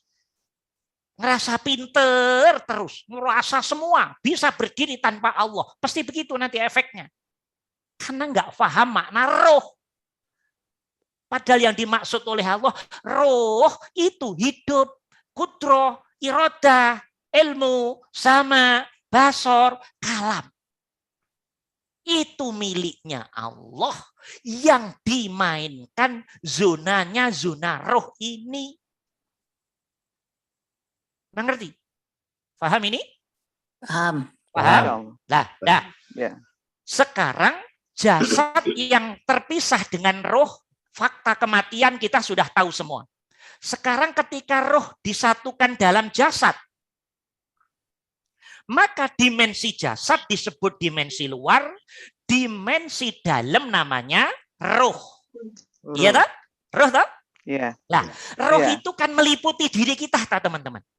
Kata meliputi itu tidak di depan, tidak di belakang, tidak di atas, tidak di bawah, tidak di di samping kanan, tidak di samping kiri. Meliputi. Oh, mengerti? Menyeluruh. Meliputi. Yeah. Itu yang dimaksud Allah. Wa kanallahu bikulli syai'in muhit. Dan adalah Allah pada setiap sesuatu tanpa kecuali meliputi. Diliputi semua. Setiap makhluk diliputi oleh Allah. Diliputi kekuasaannya. Diliputi ilmunya. Diliputi pengetahuannya. Diliputi manajerialnya. Diliputi pemeliharaannya. Diliputi semua otoritasnya Allah. Oke. Juga diliputi zatnya lewat roh. Karena roh menjadi rahasia zatullah. Maksudnya roh menyimpan rahasia zatullah. Gitu loh. Lo kok tahu kalau roh ada rahasianya Allah, Ustadz? Lo nggak tahu bagaimana toh? Kita begitu ada roh hidup. Pertanyaannya, hidup itu milik kita apa milik Allah? Milik Allah. Ayo, tolong jawab. Ini fakta, apa mitos? Fakta apa mitos ini? Kita begitu ada roh, kita hidup toh? Iya. Hidup ini milik kita atau milik Allah yang melalui media roh itu? Milik Allah. Milik Allah. Masih ragu tak kalau hidup itu milik Allah? Kalau ragu semua ayat Al-Quran tentang Allah yang menghidupkan dan mematikan. Ayat yang jelas-jelas Allahu la ilaha illa huwa al-hayyu al-qayyum. Bagaimana kok ragu terus itu? Hidup itu hanya milik Allah. Oke. Hidup pada manusia, setan, jin, iblis, hewan, tumbuhan, dan hidup di manapun itu milik Allah. Milik Allah. Kalau kita yang makhluk ini hidup, itu bukan yang punya hidup, tapi mendapat efek, dampak, pancaran. Oke, bayang-bayang, refleksi, ekspresi dari hakikat hidup yang sejatinya milik Allah. Milik Allah. Gitu loh. Sudah, paham nggak di sini? Paham. Oke, paham ya? Saya ulangi lagi, kita punya hidup apa enggak? Kita yang makhluk ini loh punya hidup apa enggak? Tidak. Tidak. Harus yakin di sini. Buktinya, kalau dirimu mati, kamu nggak bisa apa-apa. Ini fakta, guys. Ya? Ini fakta, guys. Iya, bukan mitos lagi. Ya, lah begitu hidup itu bukan milikmu, teman-teman. Bukan milik kita. Miliknya Al-Hayyu Al-Qayyum, zat yang punya sifat hidup, yang liputin diri kita, yang liputin setiap makhluknya. Yakin? Di sini yakin? Yakin. Kalau nggak yakin, kapan kita ketemu Allah tuh kapan? Oke, dah hidup milik Allah. Nah, sekarang teman-teman tiap hari kan hidup toh itu, bisa bekerja, bisa macam-macam toh. Kalau dirimu duduk menyadari dan merasa, memahami dan mengerti, menghayati dan menjiwai tentang hidup yang ada pada dirimu lewat semua lakumu, itu zikir apa tidak? Zikir. Itu sholat apa tidak? Sholat. Itu tauhid apa tidak? Tauhid. Melihatnya hatimu, pikiranmu lewat rasamu, sadarmu, mengembalikan koneksitasmu dengan Allahmu. Itu loh namanya ihsan apa tidak? Ihsan apa tidak? Ihsan. Sudah mulai paham sekarang? Lumayan, Ustaz. Nah, lumayan. Alhamdulillah. Alhamdulillah. Iya, mulai paham ya berarti. Dirimu punya anak, anaknya buahnya, yuk gitu. Kamu duduk dengan adem ayem, tentrem, menggunakan rasa dan sadarmu.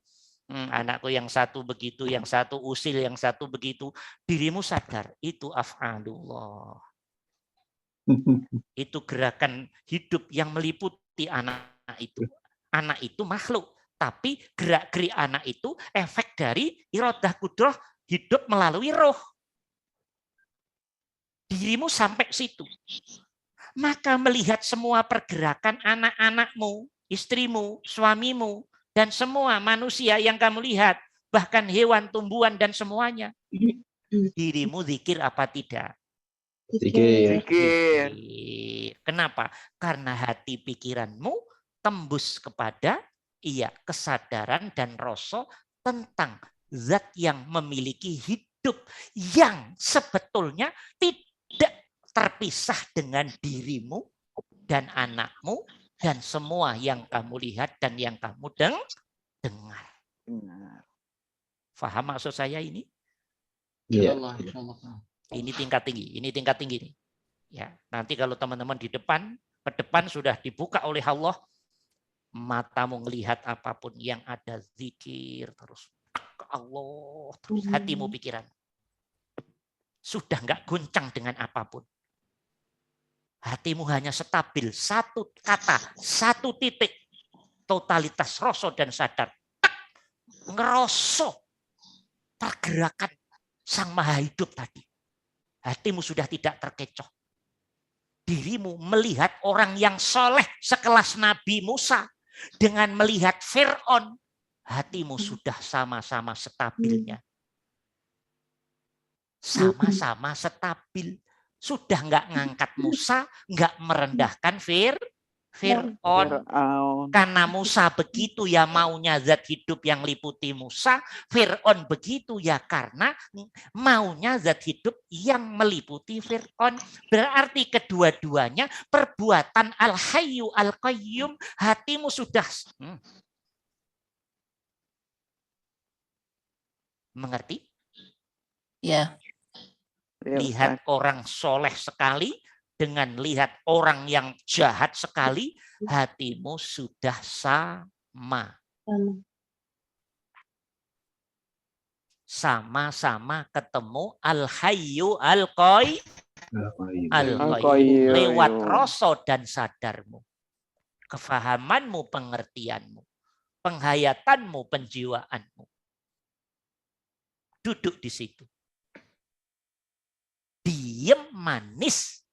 Diemmu diem yang ngerti Allah. Diemmu diem yang faham Allah. Diemmu diem zikir. Diemmu diem yang selalu melihat gerak-gerik Al-Hayyu Al-Qayyum dengan iradah dan kudrohnya. Dengan iradah, kudroh, sama basor kalamnya.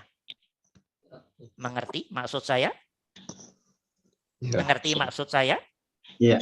Ya, Orang kalau bisa begini terus kira-kira hatinya cepat bersih apa tidak? Cepat. Itu loh yang dimaksud oleh Allah. Kamu tidaklah aku mencetak jin dan manusia kecuali biar beribadah. Maksudnya semua makhluk manusia dan jin itu dibuat untuk tunduk pada Allah dengan hati yang khudur, merasa menyadari tentang hakikat Allah dan perannya. Sehingga dia bisa berzikir dengan mendudukkan hati dan pikiran seperti itu. Gitu loh nanti kalau dibahas panjang itu. Ya, dah. Oke, paham ya? Dah, itu tentang hidup. Jadi roh itu hidup, kudroh, iradah, sama basor kalam. Dah, itu semua hakikatnya milik Allah. Yang Allah beraf'al, beraktivitas, berasma, bernama. Oke, beraf'al, beraktivitas ya, bersifat, menjalankan sifat-sifatnya lewat ruh ini. Ini nanti akan dibahas detail ke dalam, ke depan. Nah, secara umum yang penting teman-teman sudah paham. Ya, oke, sudah mulai mengerti ini? Insya Allah. Sudah mulai mengerti ini? Insyaallah. Ya. Di era pandemi begini, tadi saya lihat di TV itu ada sekian ratus anak yang tahu-tahu ditinggal bapak ibunya karena pandemi.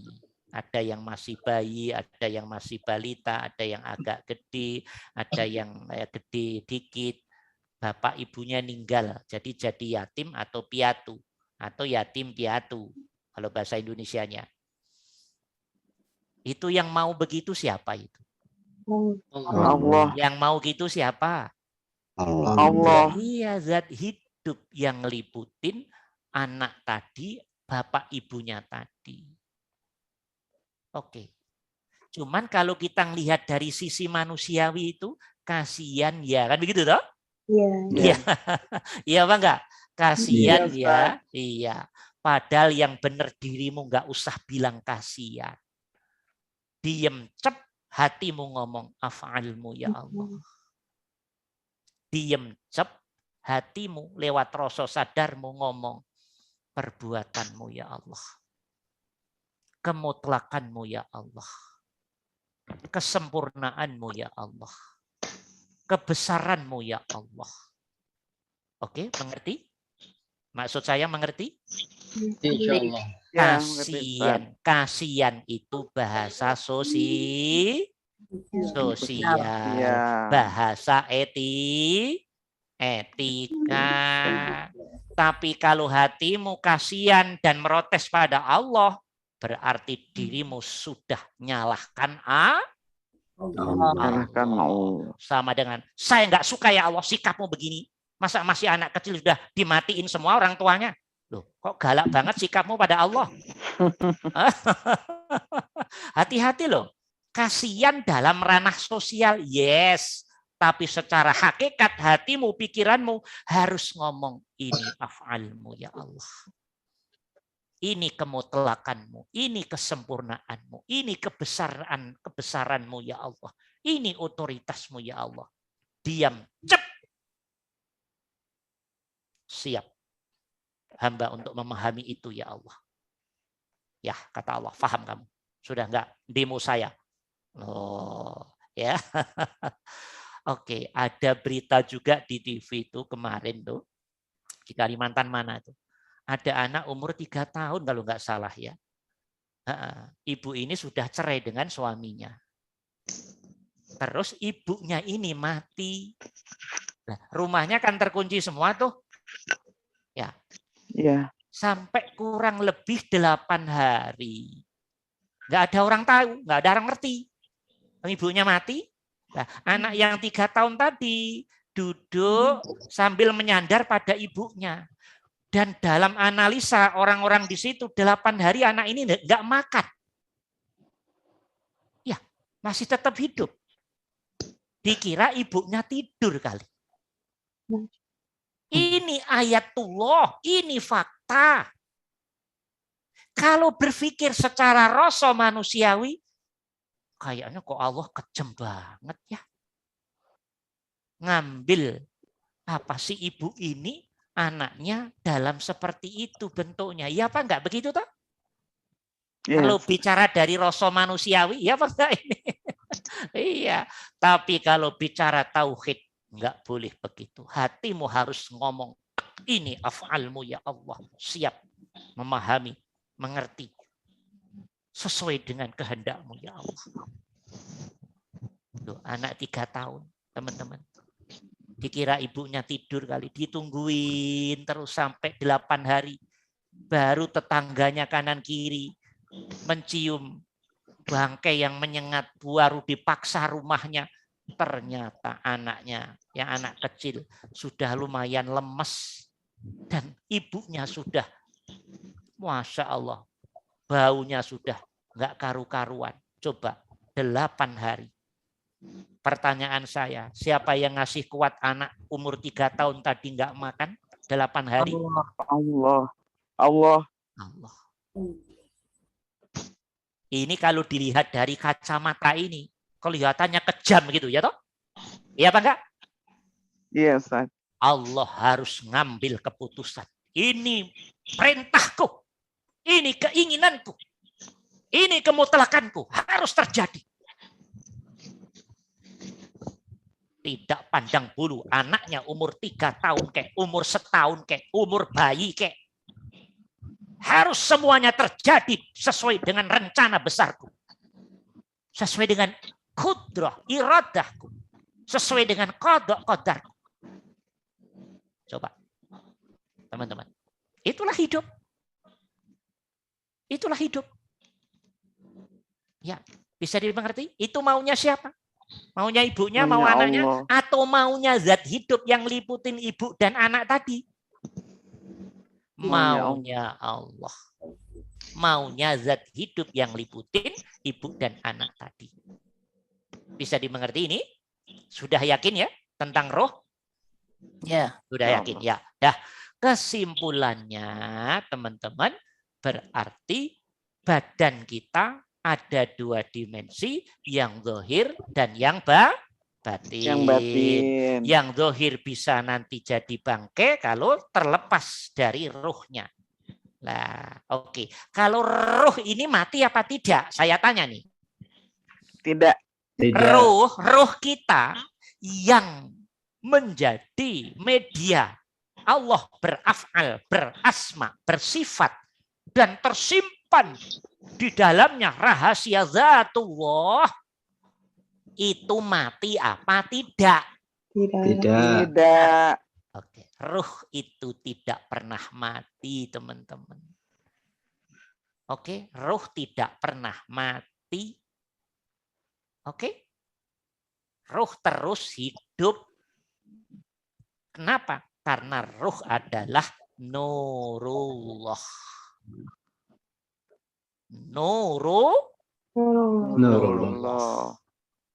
Nur Muhammad, nurullah. Tuh. Bisa dimengerti? Nah, kalau jasad begitu dikuburin, ya udah busuk. Kembali ke dimensi masing-masing. Yang tanah kembali ke tanah, dimensi air kembali ke uap, ya. Yang dimensi udara kembali ke udara, dan seterusnya. Oke, itu kalau jasad. Tapi dalam konteks Al-Quran nanti akan ditemukan lagi jasad yang sudah hancur lebur.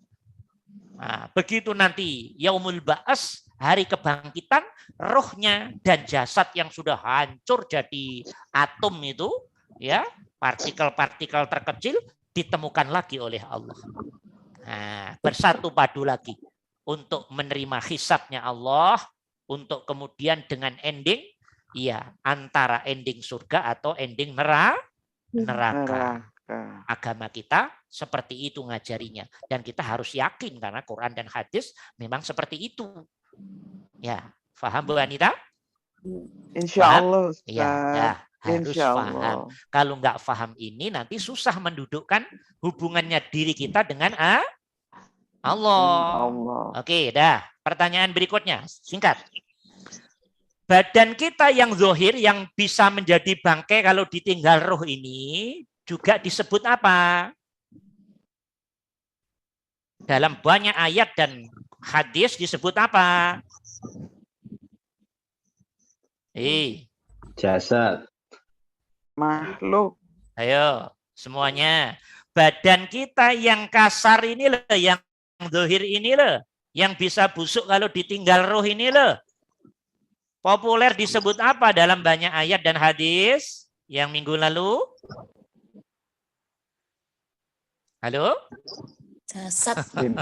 Ayo disebut apa? Hamba. Disebut makhluk. Ya, ini punya murid nggak pinter-pinter nih kayaknya nih ya. Ya, disebut apa? Disebut apa? Makhluk. Disebut makhluk. Ya. Apa makhluk itu artinya, teman-teman?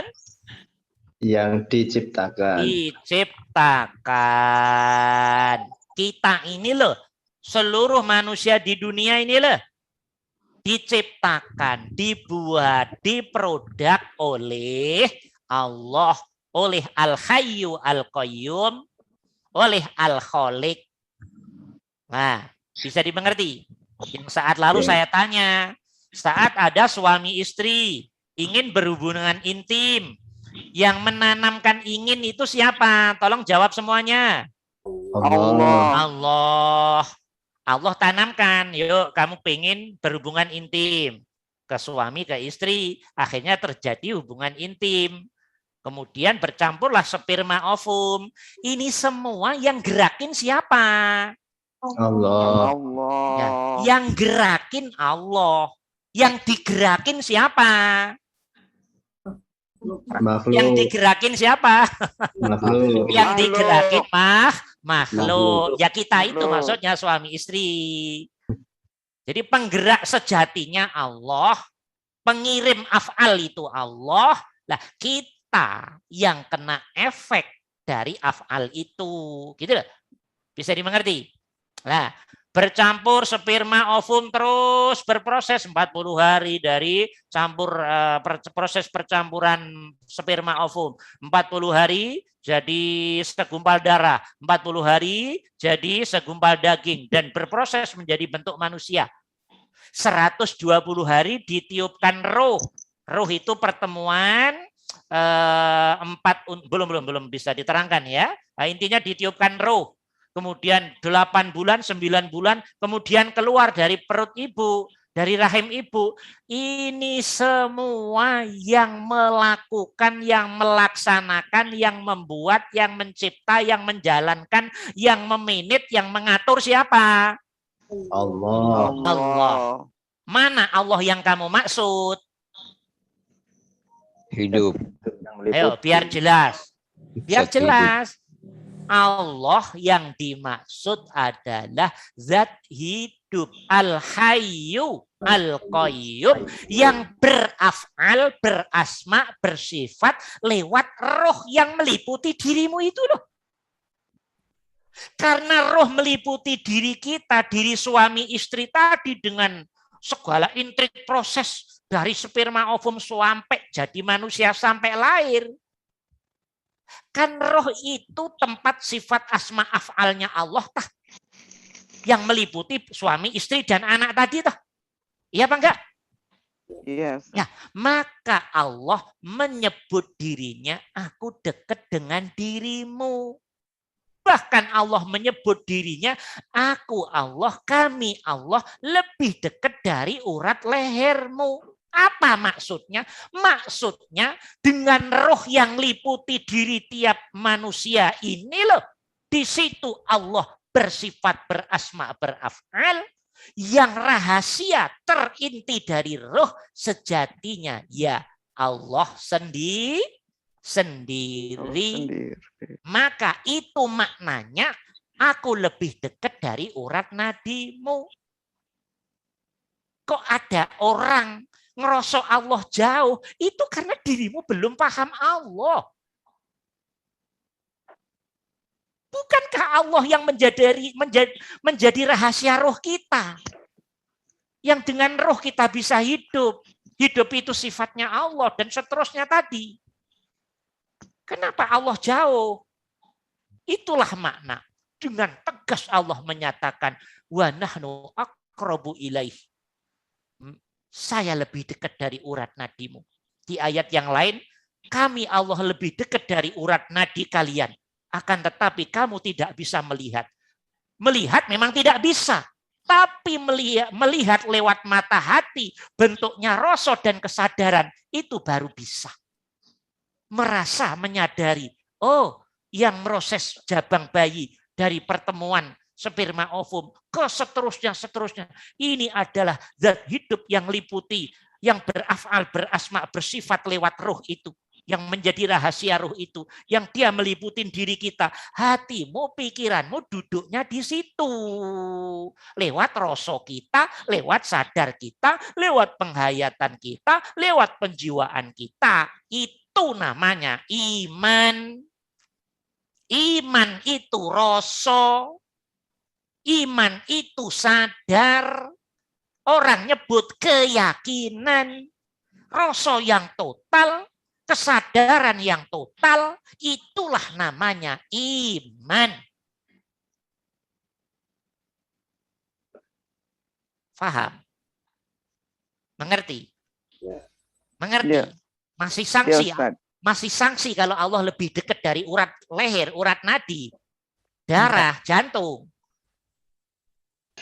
Masih ragu. Tidak. Nah, gitu loh. Nah, ini gawat ini. Kalau teman-teman paham di sini dan diberi sadar oleh Allah, berarti makom tauhidmu, berarti oleh Allah dikehendaki makom yang tinggi. Tapi kalau nggak paham materi ini sampai mati nggak paham, bahaya itu. Berarti memang duduknya di hadapan Allah rendah. Oke, bisa dimengerti? Insyaallah. Oke, maka zat hidup yang meliputi setiap diri kita, yang menjadi rahasia roh, itulah Al-Khaliq, itulah pencipta makhluk yang berupa kita ini, sang jabang bayi tadi. Oke, yang dia meliputi kita dan setiap manusia dan setiap makhluknya. Oke, bisa dimengerti? Nah, teman-teman lihat HP ini. Ini lihat HP. Kalau HP itu hidup, nih, HP ini hidup. Ya, HP ini hidup. Kita anggaplah buka YouTube. Di dalam YouTube itu ada pergerakan toh? Ya toh? Pergerakan gambar di YouTube itu ada pergerakan, ada suara, ada semua fungsi. Bisa nggak teman-teman bayangkan yang bergerak, yang bersuara tadi di layar ini itu makhluk namanya. Namanya makhluk. Makhluk. Nah, apa yang teman-teman lihat di YouTube itu loh, gerakan gambar, oke, senyum, tawa, berbicara, mendengar. Dari sisi luarnya namanya apa? Makhluk. Makhluk. Bisa nggak teman-teman mendudukkan hati dan pikiran tidak terkecoh oleh tampilan gambar ini, tapi dari tampilan gambar ini justru menjadi penghantar untuk nembus ke yang dalam. Yang dalam dari ini apa? Ada setrum, ada sinyal. Setrum dan sinyal dalam konteks manusia, roh, jadi satu sistem. Kalau HP sendiri-sendiri, setrum nanti dicas, kan begitu. Sinyal nanti dari atas. Bayangkan, saking canggihnya roh tentunya, sistem setrum dan sinyal menyatu jadi satu. Namanya roh. Nah, dalam konteks HP berarti roh itu setrum dan sinyal itu sendiri. Sifatnya gaib dan rahasia sekali. Bisa nggak membayangin dirimu kayak HP itu? Jadi omonganmu, omongan kita, gerak-gerik kita sejatinya substansi dari setrum dan sinyal. Substansi setrum dan sinyal dalam konteks diri kita itulah al-hayyu al-qayyum yang meliputi diri kita sendiri dan meliputi setiap makhluknya. Bisa nggak duduk di situ hatimu dan pikiranmu? Bisa? Mulai mengerti maksud saya? Mulai mengerti maksud saya? Ya, dah. Oke. Saya nyapu. Saya mandi, jangan nyapu, mandi. Saya mandi. Meras. Begitu saya lepas baju, saya hatiku, pikiranku ngomong, ini af'almu ya Allah. Yang memberi kemampuan melepas baju ini adalah Engkau ya Allah. Berarti hatimu, pikiranmu zikir apa enggak? Zikir. Sholat apa enggak? Sholat. Berlaku tauhid apa tidak? Ihsan apa tidak? Melihat Allah apa tidak? Ihsan. Setelah baju dilepas, biur air, ya Allah. Engkau sedang memandiin hamba, ya Allah. Cas kena kulit. Engkau sedang memandiin hamba, ya Allah. Allah yang di mana? Allah yang liputin dirimu sendiri, yang punya daya, yang punya hidup, yang berefek pada dirimu, yang menggerakkan tanganmu, badanmu semuanya untuk kemudian dirimu mandi. Itu gerakan Al-Hayyu Al-Qayyum yang meramutmu. yang memeliharamu, yang memberi nikmat kamu bisa mandi, dan yang memandikanmu. Bisa nggak hatimu duduk di situ? Jadi mandimu menjadi sholat. Mandimu, hatimu, pikiranmu terus zikir pada Allah. Mandimu, hatimu, pikiranmu selalu ngadep Allah. Dalam mandimu, hatimu, pikiranmu selalu ketemu Allah. Karena hati pikiranmu sudah mampu duduk di Al-Hayyu Al-Qayyum yang meliputi dirimu lewat roh tadi. Faham? Berarti mandinya orang yang sudah begini, ini mandi yang sudah berkelas, keren ini. Ini mandinya para wali sudah ini. Wali murid ya. Mengerti? Mandinya orang-orang yang sudah ahli tauhid, yang sudah kenal Allah. Oke. Mengerti? Ibu-ibu masak, wah nyediain ini itu ke pasar ini itu.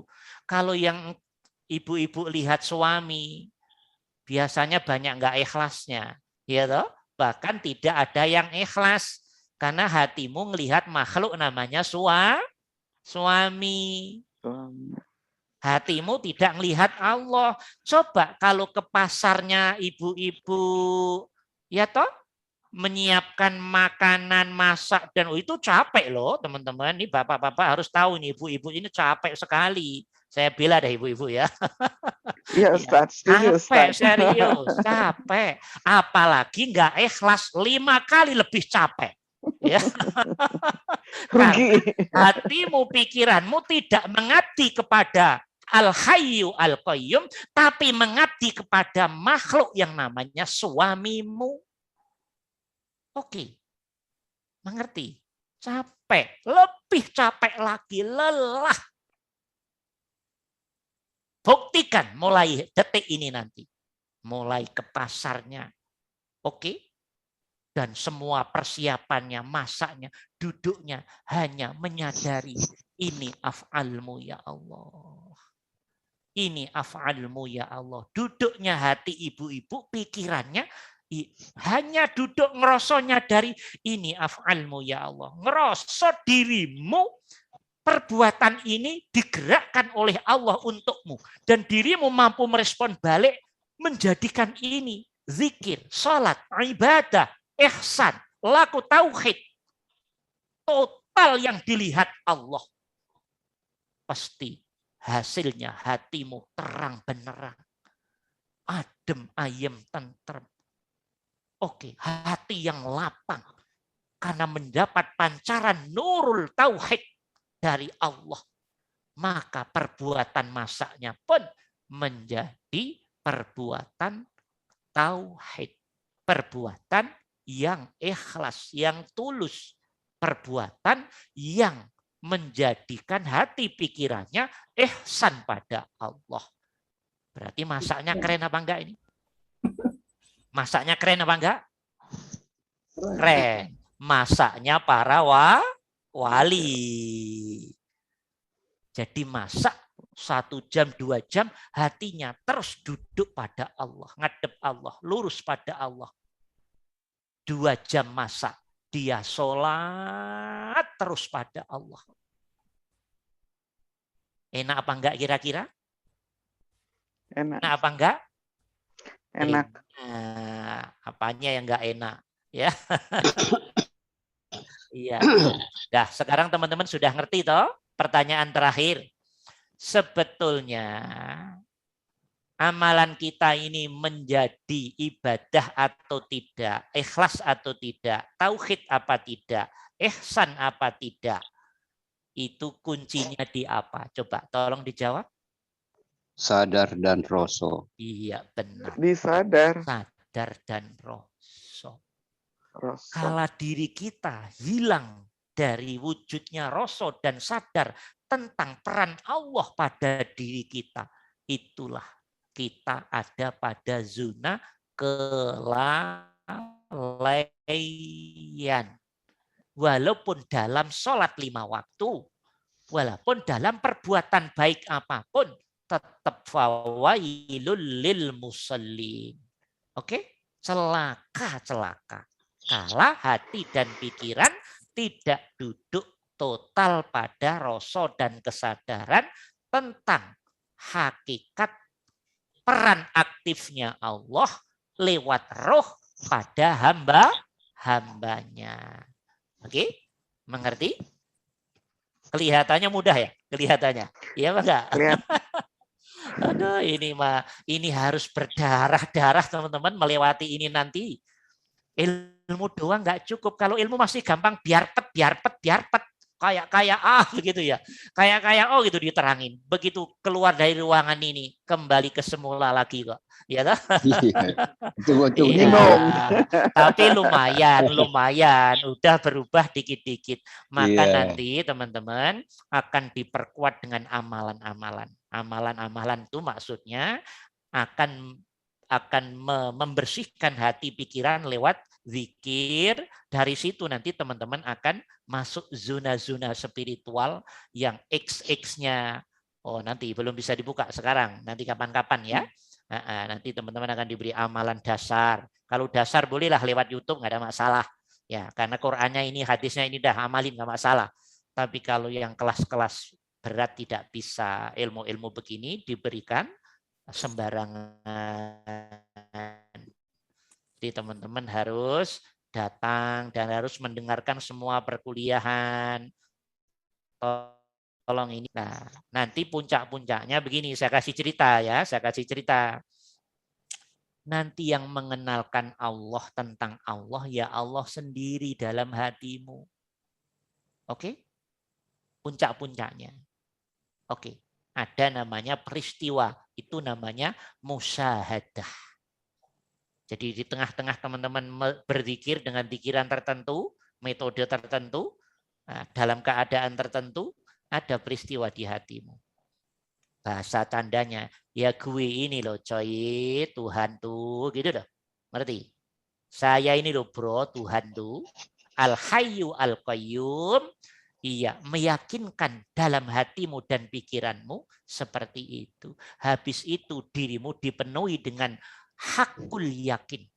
Melihat apapun sampai pada Allah. Dengar apapun sampai pada Allah. Mengalami peristiwa apapun. Set ke Allah. Step by step dibuat sabar oleh Allah. Dibuat jernih oleh Allah. Dibuat selalu bisa nahan diri. Ya umpama marah nggak banyak-banyak lah gitu maksud saya. Ya itu tanda efek orang yang sudah mendapat pengalaman musyahadah. Musyahadah itu bahasa candanya Allah mengenalkan dirinya pada hamba yang dimaksud dengan pengalaman spiritual. Nah, ini di sini harus perlu amalan, metode, ya harus perlu ada orang yang mengarahkan. Nggak bisa. Teman-teman tanpa guru ya tetap susah. Karena kan harus ngerti ilmunya ya, harus paham ya. Amalannya apa? Nanti kalau terjadi apa begini-begini bagaimana? Kan tetap harus ada yang mengarahkan. Semua ilmunya Allah, tapi tetap harus baik ilmu, baik guru, baik keistiqomahan. Dan hatinya duduk di totalitas Allah. Makanya saya bilang jangan tergesa-gesa, semua itu ada step-stepnya. Apalagi belajar tauhid, ilmunya panjang teman-teman, panjang. Ya, itu saja. Alhamdulillahirabbil alamin. Mudah-mudahan menambah kefahaman teman-teman. Nanti untuk yang Ahad datang, saya balik melanjutkan materi dulu. Biar baru setelah itu pertanyaannya di akhir, karena biar ini nggak kabur ininya ya arahnya. Oke, alhamdulillahirabbil alamin. Mudah-mudahan kita diberi faham oleh Allah. Amin. Ya, mendapat manfaat dari Allah dan digolongkan orang-orang yang menjadi ahli tauhid. Allahumma amin. Amin. Ya, selamat beristirahat teman-teman ya. Assalamualaikum warahmatullahi wabarakatuh. Waalaikumsalam. Waalaikumsalam.